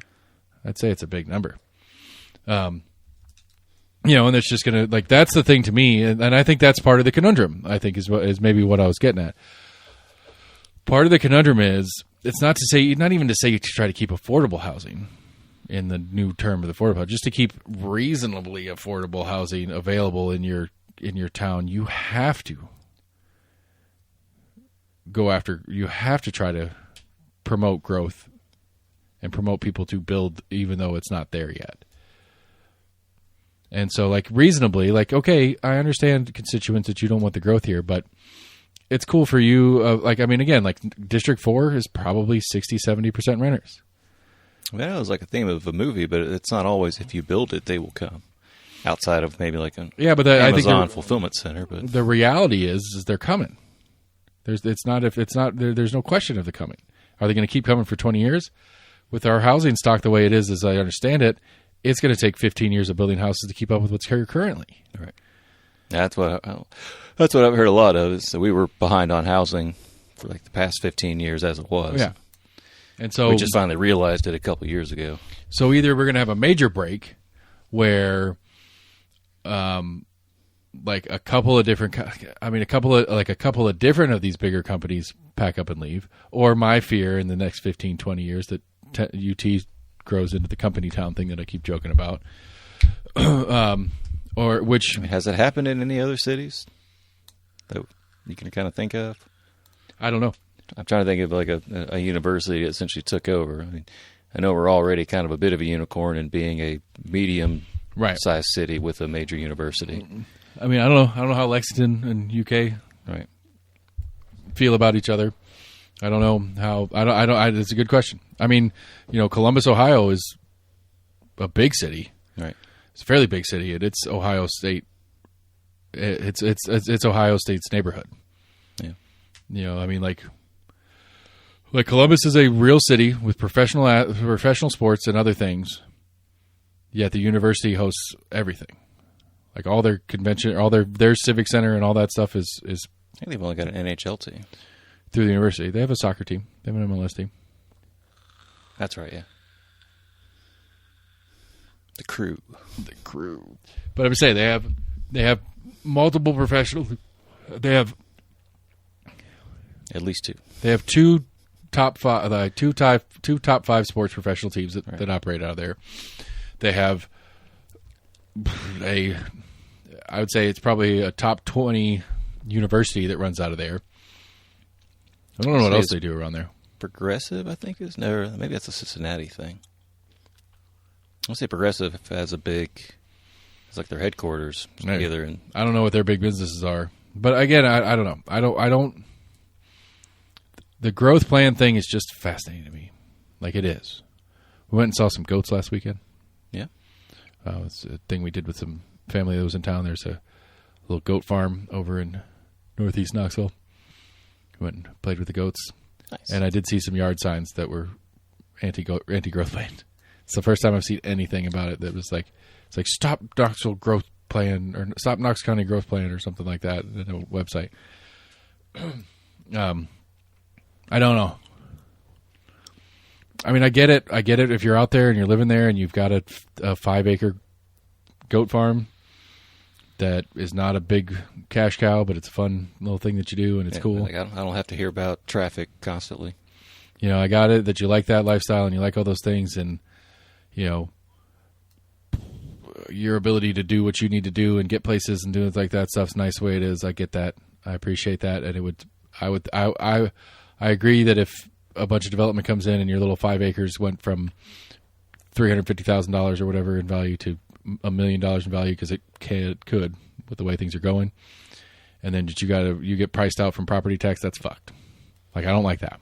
Yeah, I think it'd be really hard to do, and I definitely don't think we have the space for it, and I don't really know the proper term for it, but yeah, America's kind of been doing their thing for this long. It's kind of hard to go back and do it now, but have more kind of, I guess, community-based kind of planning to where, you've got housing, you've got some retail, you've got some jobs, you've got your necessities. Yeah, that's the town center model. That's what there's been a couple different ones. That's what Farragut's doing right now with the new Kroger and all that. There's another new Kroger? No, the one that they Kroger Marketplace? Yeah, the newer Kroger out there right across from the high school. Yeah. Like all that the totality of that development where the Kroger used to be. They put housing over there too? I know there's still like a farm back in there. No, the I've farm's driven by gone. it a couple times. Is it gone now? That's going to be a huge 1,000-unit apartment complex. Is it? Yeah. I don't think it was more than 6 months ago. I thought I drove by there and I was like, oh shit, that barn's still there. I was like, nobody bought that yet?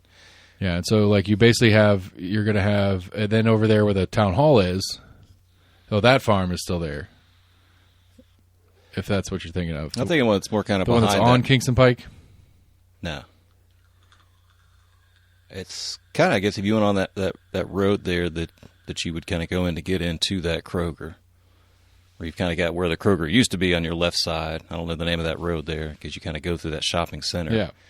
I think if you kind of keep going down that, just on the left, I think was a small. Yeah, no, that's all That's going to be a huge apartment complex. Now, last I looked, I thought there was still at least Right, some kind of farm back But in the there. idea is that you may leave for work, but everything else you can just come home and walk. Right. That's the idea. And there's another one of those apparently that they're pitching. I mean, the North Shore one down here, I think they kind of tried that to where you got Target, grocery store, Target and Publix, you and got some an shopping. elementary school there, not really other schools, but if you had a young kid, you at least got that. But it's almost like brownstone, definitely high end, they're townhouses, nice. basically. Yeah, they're a pretty nice place up there. But yeah, I mean that's the premise there, and that I'd say 9 out of 10 people still drive out of there to go to Target anyway. But Right. I got lost in there not long ago. it's Where I was trying to go, I went in. It's still under construction where they're building those townhouses and stuff, but I couldn't figure out how to get the fuck out. But I mean, I don't know. Even I would like to see more of that. I mean, I wish we could. I think Middlebrook. I think Middlebrook. I think Broadway. I think Western. I think Chapman Highway. I think Magnolia should all be what the Strip is becoming right now. What's the Strip becoming? The 6-story canyon. Canyon. Oh, it's like when you're driving, when you're going down, basically like Gay Street, but not quite as tall. So all the buildings on both sides of the roads are 5, 6, 7 stories tall. So you're you're down in the canyon between all the buildings. Okay, I was like, I don't get the canyon reference. I think all our major arteries should be that. Full stop. I think Central should get to that over time. I think there's some historic parts. I think Old City kind of has a weird exemption because of its historic value. I think Happy Hollow where we're at, I think should have some exemption for its historic value. Why? Do what? Is there that much history in Happy Hollow? Yeah, man. It's where all the dudes went to get hookers after they worked at the paper mill. Huh. Because paper mill had a paper mill on it. It's where the road Paper got Mill thing. was so much further away. They Yeah, walked but- all the way from there. I guess. I think paper mill is another one that they could do some stuff like that with. I think Sutherland, that stretch of Sutherland from where West High School and all that stuff is, should be just 4 to 6 story ground floor retail, commercial, maybe second floor commercial office, and then floors 3, 4, and 5 residential kind of stuff. I mean, good stretches of Sutherland actually have sidewalks. I mean, parts of Sutherland are walkable. I mean, there's a couple breweries that have popped up in there. Yeah. You've got, what's that? Tarleton Park? I think the name of that park there. Right there next to Young Williams. There's soccer fields, football fields. Yeah, and you John Tarleton, I think that's what that is. The other end, and of course, because I have so much love for UT and their expansion, then you have the big UT intramural complex. Yeah. And the Armory, the whole south side of Sutherland's worthless. You can't do anything with it. For the main stretch there, it's West High School, the Armory, and the UT complex. That ain't going anywhere. But I think Kingston Pike, I mean, I again, like the stretch of Kingston, the stretch of Kingston Pike between campus and Cherokee, for lack of a better word. That's all weird, and it's all churches and big old houses. Yeah, that'll stay the same. That ain't going anywhere the way it is. But Sequoia I think Hills, I think once you get past that, I think there's no room for development in that area. It's all established houses. Yeah, but I think so fucking hilly. I don't think anybody want to mess with. I think Kingston Pike. I think Kingston Pike from right there where I guess what's the place where it splits off to Lionsview? Todd whatever design company, that weird building on the on the wedge. Oh yeah, yeah. From right there all the way to Farragut, because Farragut changes their rules, should be zoned like that. I think there should be no. I think, to me, if I was czar of Knox County, but realistically, I would think that would be a huge undertaking to essentially demolish and redevelop all of that. It depends. I mean, it would come. You would do it as you do stuff. Yeah. You wouldn't just. It wouldn't be like, okay, well, all these are illegal now. You have to tear them down. Right. But but I think road facing parking lots should be illegal in the county. I think if you want to, at minimum, I think everything should be the Publix down on campus. I think everything should be have a parking underneath. You have parking underneath, a little bit of parking in the back, and then your retail on the first floor, which would be the second story, and then a couple floors of residential above that. And you could have thousands of people that have easy access to all sorts of stuff with parking, all up and down the big major thoroughfares. I think just more underground parking, then that would encourage them to start working on the sewer lines and et cetera. Yeah. I mean, yeah. And or they do what I'm talking about, and then in a decade they just raise the street level one, and then it's now all underground parking. Yeah. But something like that, I don't know. I mean, it's like, let's just be realistic about what's going on here. But I think that's part of the problem of Knoxville. I think one of the things that people want to move to Knoxville for is they want a single family house with at least a little chunk of land and their own little piece of grass, and that's quickly running out. At least for people that don't have millions and millions of dollars, right? And so I think that's going to continue to fight. But I think I think this election is going to be the only thing that's going to stop it. And you've got to find a candidate that's willing to run against growth. And I don't think you're going to find one. We'll find out. I'll ask. That's going to be a question for sure for me.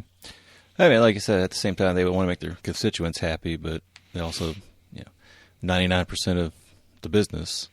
I mean, but even that. Okay, so but I guess that's the key philosophical question here. Is this a democracy? In the sense that what the people want, and I get where you're going with your question, and for the sake of conversation, I'll say that the people who have the right to vote, so business owners would be among them, but they would be one vote as a business owner, and if I have a business that I have 1,000 customers on, that's 1,000 votes against my one, right? Right. So if it's just the individuals, not a business thing, and realistically, the business doesn't make but that. Without the individuals, you can also take, if you have that one individual that gives you a nice hefty donation that's able to. But I'm not talking about donations. I'm just talking about actual voting. I'm not talking about what that one person can do for you. I understand you're trying to talk about voting. Okay. But what I was more implying was, I guess, the quote unquote power of the individual votes versus business interests that have the ability to put more money in, can make or break your campaign. I get that, but just let's pretend that there was no money in politics or whatever, right, and that it was just about people voting. Right. I don't think.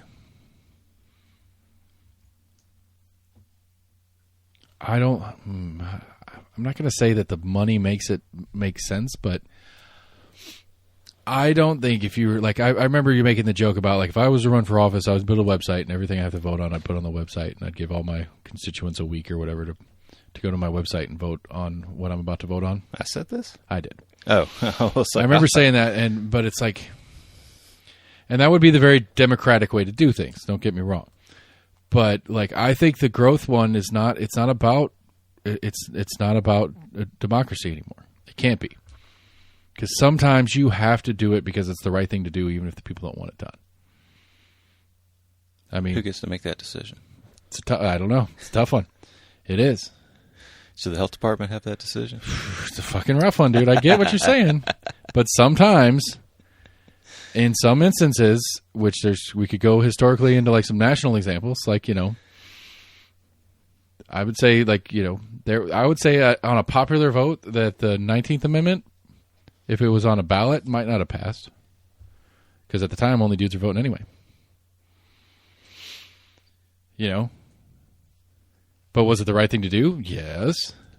But was it the democratic thing to do? Probably not, by the standards of democracy at the time.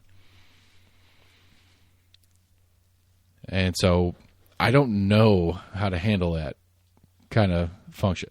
Like, I do remember, like, one of my guys that I listen to, he likes to say, is like, he's like, I think it's the best form of government is to be a democratic republic. I think that's the most correct form. But he's like, if you think about it, democracy kind of sucks. Examples, like, he gives way like more ridiculously obscure, obnoxious examples. But the idea of it is like, when there's extreme. Well, it's easy. It's not. I mean, it's easy. Like, you go like just like for the stupid, like, absurd example would be like, there's only two of us in the room right now, so it doesn't really work. But if there were three of us in the room and we said, let's vote on whether or not we should kick the dog. And two of us don't like dogs, and we vote to kick the dog. Right. Is that the right thing to do? No, it's not the right thing to do to kick the dog. That's what most people wanted. That's democracy said so. Right.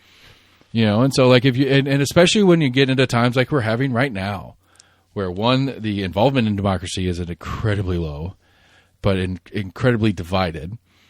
And that, like, I would say that if you put it to a vote right now, depending on the constituency and how you put the things together, I think you could have, I think it'd be possible that you could have a national vote on whether or not we should draw and quarter Donald Trump.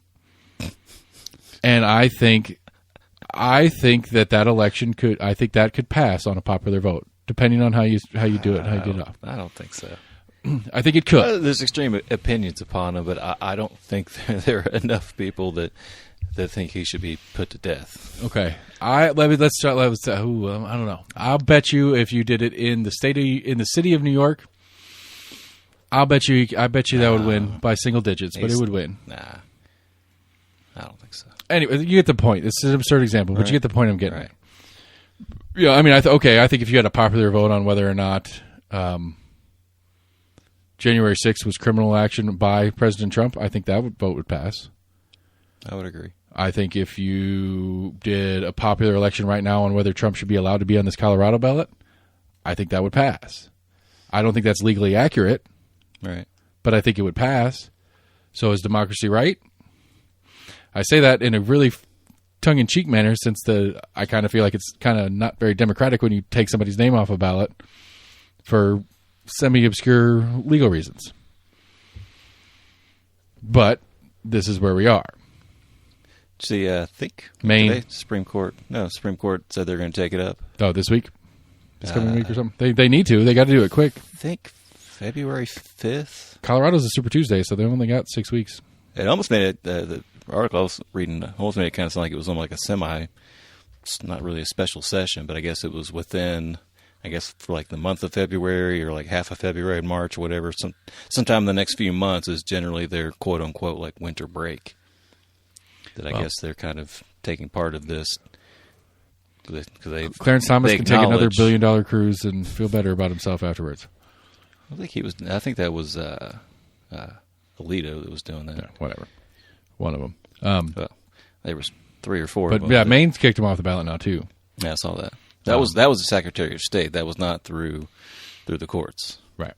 And so I think Massachusetts may have just as well.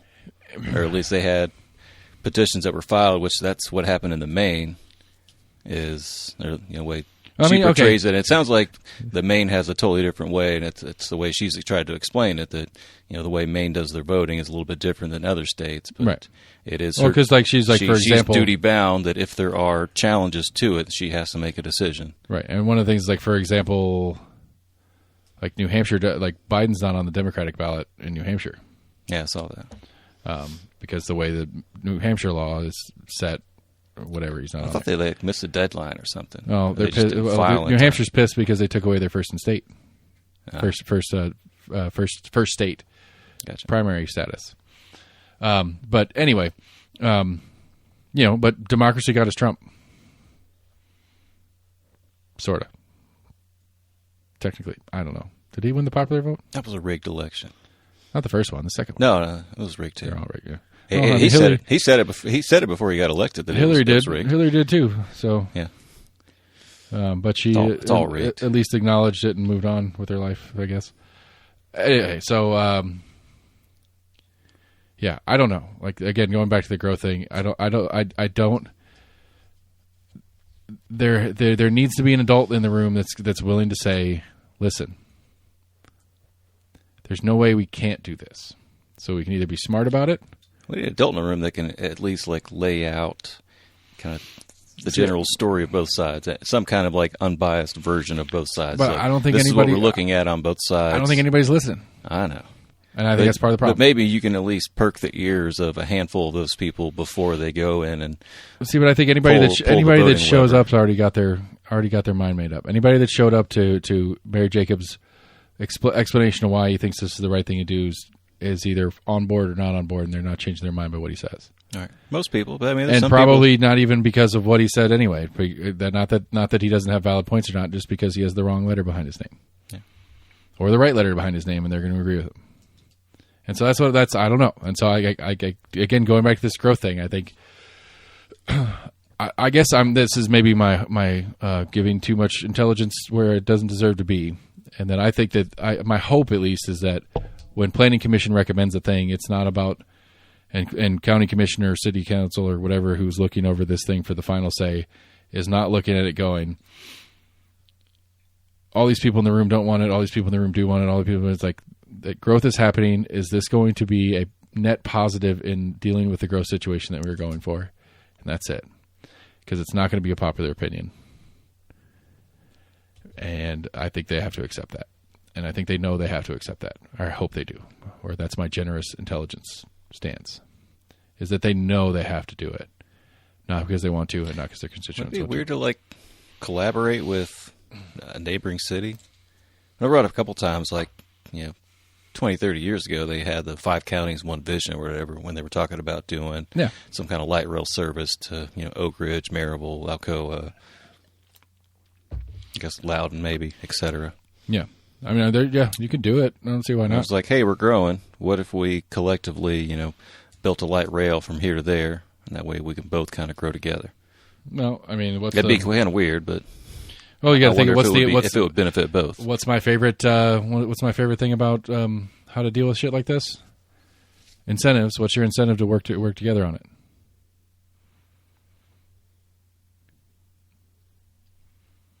That depends on how You know, pitch it. because if you're Loudoun County, for example, okay, you get some property tax value. Sure, That's cool. they want growth as well. Right. Maybe if there's some, there's more business in Knoxville, but we don't have the room for housing, and they have the Right. inverse. That's what I'm where saying, They is have that- they have the room, but they don't have as much room for business growth. Right, but it's like, okay, so what are the pros and cons for each party? Pros and cons are, okay, well, I'm Loudoun County. Pros is our property tax will go up. That's good. But our costs will also go up because we're going to have to do some infrastructure improvements. We're going to have to pay for this light rail system or whatever it is that we're doing as a group. Right. But then just regular general, infrastructure inside the county will have to be dealt with, and this, that, and the other. We'll have to have there'll be a lot of costs involved with this too. That's your Loudoun County outlook. All right, so the for Loudoun County does that tax revenue offset or exceed how much we think it's going to cost us to do all the things we're going to have to do to handle it? Okay, so they sit and they get to think about that. Knox County is thinking, okay, sweet. We will get all the sales tax we'll get 90% of the sales tax of all these residents that don't live here. That's awesome. We don't get their Not property necessarily. tax. We won't get their property tax.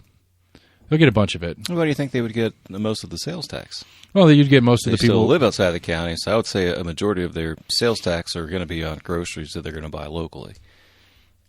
I mean, I would think, if we're going through the scenario of them working in Loudoun County, working in Knox County, living in Loudoun County, they might buy, lunch or something. But I would think I think because if this goes along with that light rail thing you were talking about, they're going to be using the light rail to come into town to go to movies, to go to their like Turkey Creek shopping kind of shit. Because I'd assume we'd set it up that way, right? It's not going to go just straight downtown where all the businesses are. It's going to go into the shopping centers too, right?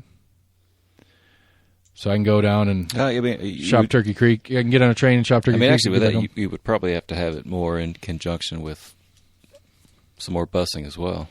Right. And again, that's one of the other things too is Knoxville. It's not like downtown Knoxville's where all the business office buildings are either. That's part of the issue that we have, which is kind of the cool part, I guess, but it's also problematic in that sense. Because you couldn't have that because you need a train that goes to, Axel down on Central. You need a train that goes to downtown proper for UT administrative offices. You need one that goes to UT proper for students and other faculty that works at the school. You need one that goes to all over the place because everybody's all spread out. Philip and John's or whatever out there on Parkside. Oh, Phillips Jordan. Huh? P&J, yeah. Phillips and Jordan. Yeah. You got all these different medium to large businesses that are spread all over the county. So that's part of the reason why light rail wouldn't work anyway. Right. I don't know, but I think if you're Loudoun County, you're getting the short end of the stick on that, or you think you are at least. And you're going to be paying. That was just a weird paying random more than, thought. I think, I wonder if that would actually work. But again, it's like, well, if the incentive is to do good for your constituents, then yes, it'd be good. But I don't know that that's the incentive structure in play. Because it's whatever the current incentives are in play, and the current incentives seem to be tax revenue. Well, I mean, if the idea is that most people are against growth, you're then making them happy. It's like, hey, we're keeping business here. At the same time, we're lessening the pressure on the housing market. Yeah. We're giving an option of people to live a little bit further Well, that's apparently away. like that was a big. I got hot for a second is getting the train running somewhere, like a train. Running where? I guess it'd be Johnson City to Chattanooga, so the stop in Knoxville. Oh, Amtrak? Yeah. Oh, I think it's far off. I'm not sure. Yeah, because I mean, because apparently it sparked a whole big discussion on whether you can do one to Nashville or not from here. Because apparently, It couldn't go through Plateau. It would have to go from here to Chattanooga. Yeah, and then up.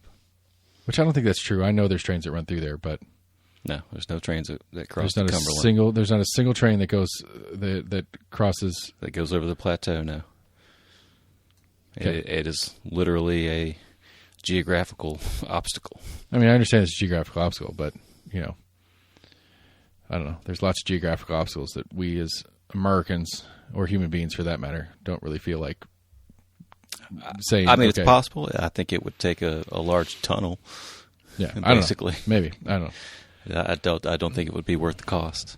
But you see them a lot of times when you get off of exits on the interstate. I don't know if we have many around here, and I've always wondered how the hell they work. But like the park and ride systems, it's like right off the interstate. There's a big parking lot, and I see cars there, but I don't know who parks there and who they get a ride with. If it's just I mean, there's some that do it. That there's a bus. Like, hey, we'll meet there.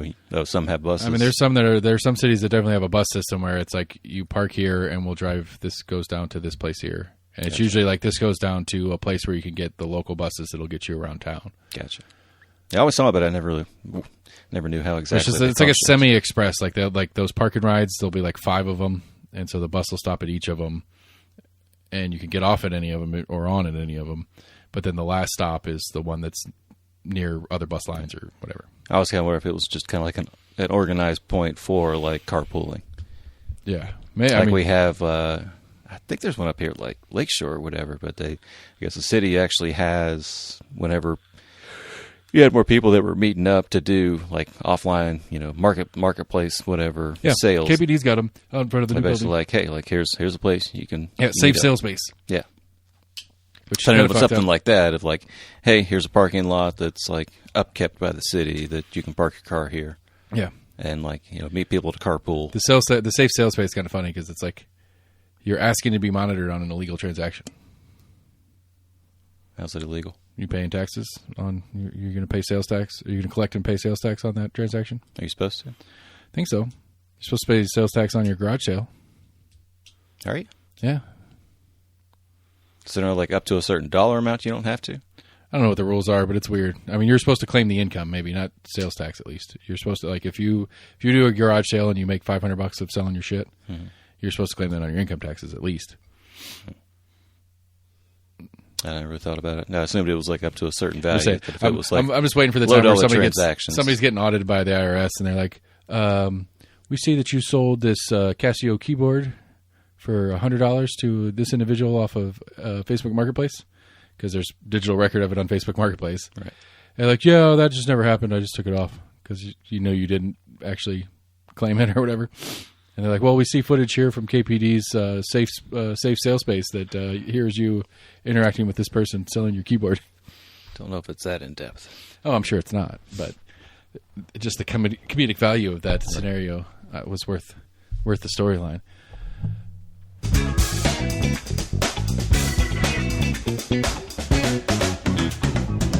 I started the tune and realized that I promised some predictions last week.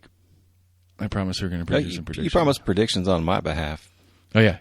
It was bullshit. He's going to tell you what's going to happen tomorrow or something. Make some predictions now. No. I ain't got nothing. All right, I predict the news of the weird is one day.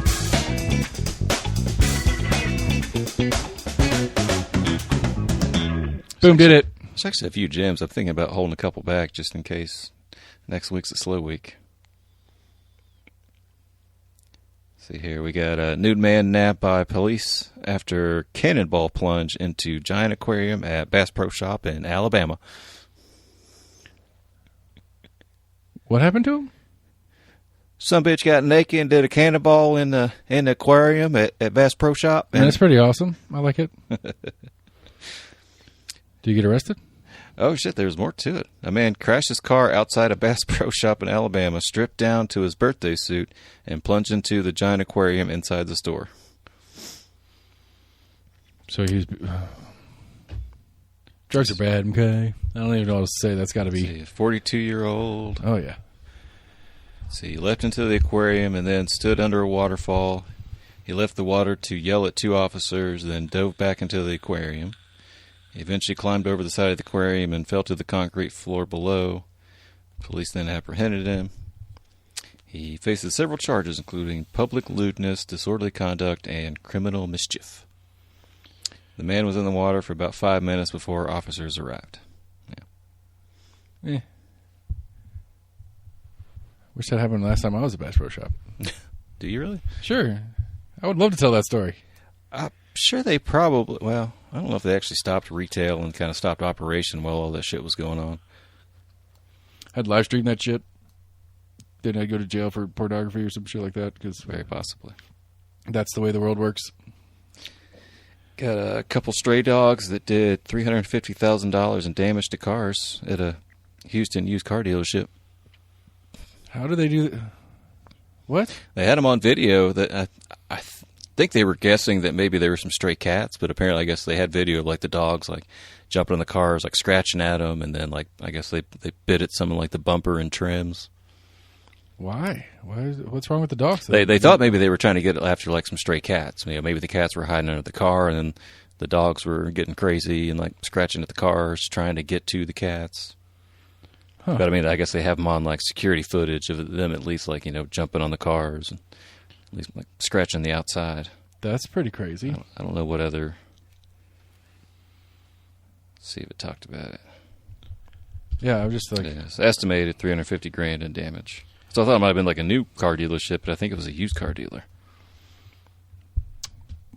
Well, maybe they didn't clean the cars out very well, and all the Big Macs and French fries are still stuck in places. Yeah, they believe the dogs entered the lot by crawling under a fence and that they were chasing stray cats that were hiding under the vehicles. We have never seen something like this. That does seem pretty crazy. Dogs attacking cars and causing damage. That is pretty crazy. So, next week I'll give you guys an update on what I get from Miss Becky Massey, because I didn't actually check that email before we got on air. Couldn't find it. And then I will discuss with Becky Massey about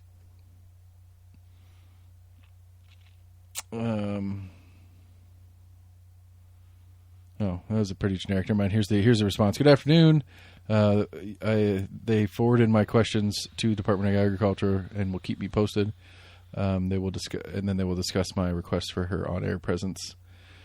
If there are any other details with that request you'd like me to share with Becky, feel free to let me know, or we can look for your separate email, because I emailed them.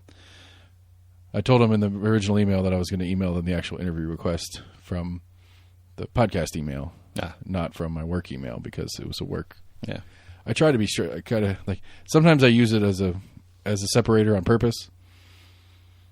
Like, I'll do stuff through the work email, partially just out of curiosity. Like, how would they respond to my email versus a separate email? Right. How are they responding to me as the podcast personality and interviewer and person that they've dealt in the media? Like, maybe that's better. Are they responding to me as a media personality, or are they responding to me as the person who's actually asking the questions? And so I try to divide that on purpose for that reason. Right. But at some point, it doesn't really matter anymore because they're going to put it together. So, yeah. And I thought I saw that they'd responded to my other email too, but yeah.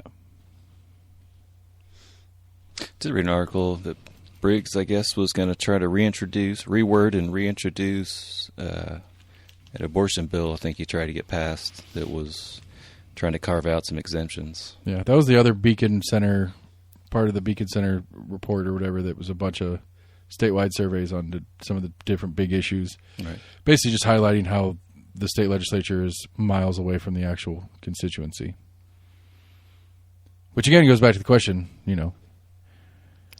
think a lot of people don't want to recognize that it is a very more complex issue. People want to see it as black and white.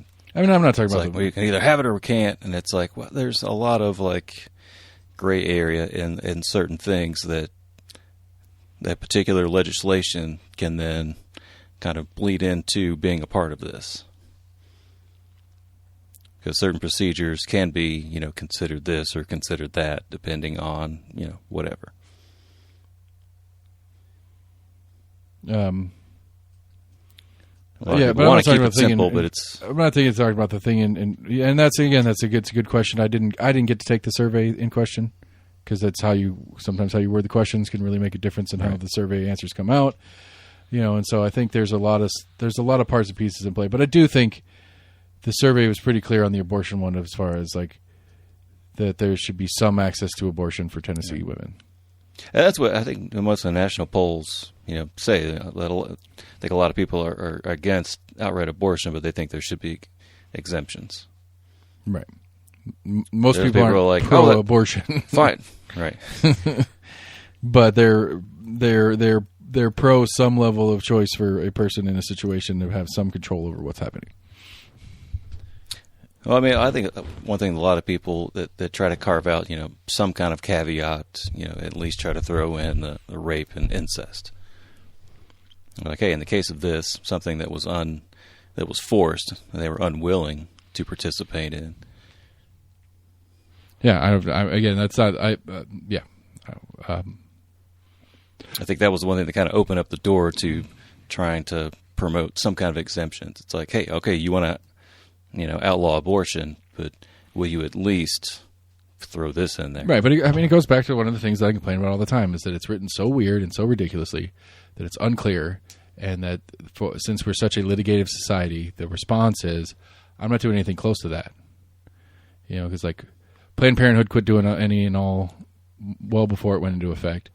You have plenty of doctors who won't do anything or are scared to do stuff, and so you got this weird, ridiculous situations where, as a doctor, as a person who's trying to help, this is what I want to do, but I don't know if I can get turned away. Come back when you're worse off, basically. Right. I don't know if I can. I can only do it until I can say medically that you're about to die if I don't do something. Right. It's I don't know if I'm at the legal threshold of your life being threatened yet or not. Right. So we have to wait. Right. And it's this is what we're going to do, but we're going to do it later because I can't do it now because it's not quite there yet. And it's this is so fucking ridiculous. I'm going to sue you if you don't. Somebody else might sue me if I do. Yeah. And so it's just so poorly worded and so nondescript that it has an effect that goes beyond what it's actually trying to do, because I think it's partly that, but it's partly, I guess, I don't want to call it the ingenious of lawyers, but essentially doing their job and looking at what the actual case law says. Sure, and again, that's why finding kind of like that outside area of it. That's why the law needs to be as specific as possible, Right. and amenable to change over time. But even trying to be being super specific, you're also kind of leaving out certain things. Right, but that's why you don't do this is illegal except for XYZ. You do this is legal except for XYZ. You do a very specific list of what you can't do, and don't do a list of what you can. You can do anything except for XYZ, because then it's very specific and straightforward. Now, might you miss something in that? Sure.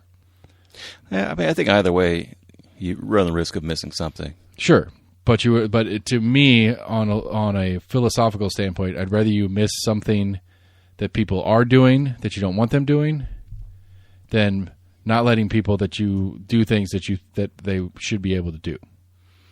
You always err on the side of the other way, I guess is what I'm trying to say. And that's why you do this is fine except for, not this is not okay except for. That's how I think you would make it. Either way is a way to abuse it. Sure. Like, well, you didn't say I couldn't do it, or you didn't say I could do it. I agree with you. I'm just saying that but if you're going to do it, then you need to err on the side of more and not less. Yeah. You need to err, I think that should be that should be your standard to go against, because that way you're leaning towards a freer and more liberal society where you can make decisions for your fucking self, that the state's not doing it for you. Unless it's very specific. That's how it should be. Anyway, happy 24, everybody. Here we go. We didn't even talk about local elections and all that. Like, we barely touched on it. You mentioned it was coming up. Yeah. Yeah, primaries are in like 6 weeks, so I think early voting starts on Valentine's Day. So that's 5 weeks away, not even. So get your I voted sticker blank space on your shirt ready to go take some selfies with your I voted sticker on Valentine's Day. Or if you're like me and Scott Parker, happy birthday, Scott Parker, by the way. If you're like me and Scott and you insist on voting on Election Day, that's going to be in early March. So we're Almost Agreement, almostagreement@gmail.com. You can find us on Facebook, on X, on YouTube. Go to the website, almostagreement.com. Check out all the cool stuff we've got going on there. I at least have Becky Massey in the pipeline for an interview coming up for what's going on in session, as well as what her campaign's looking like. And I got to start soon on this, I guess, because we had a lot of candidates and a lot of seats up for grabs. So I'm going to have to start talking to people with haste. So anyway, we're Almost Agreement, everybody. Thanks for listening. Have a great week, and we'll talk to you all soon.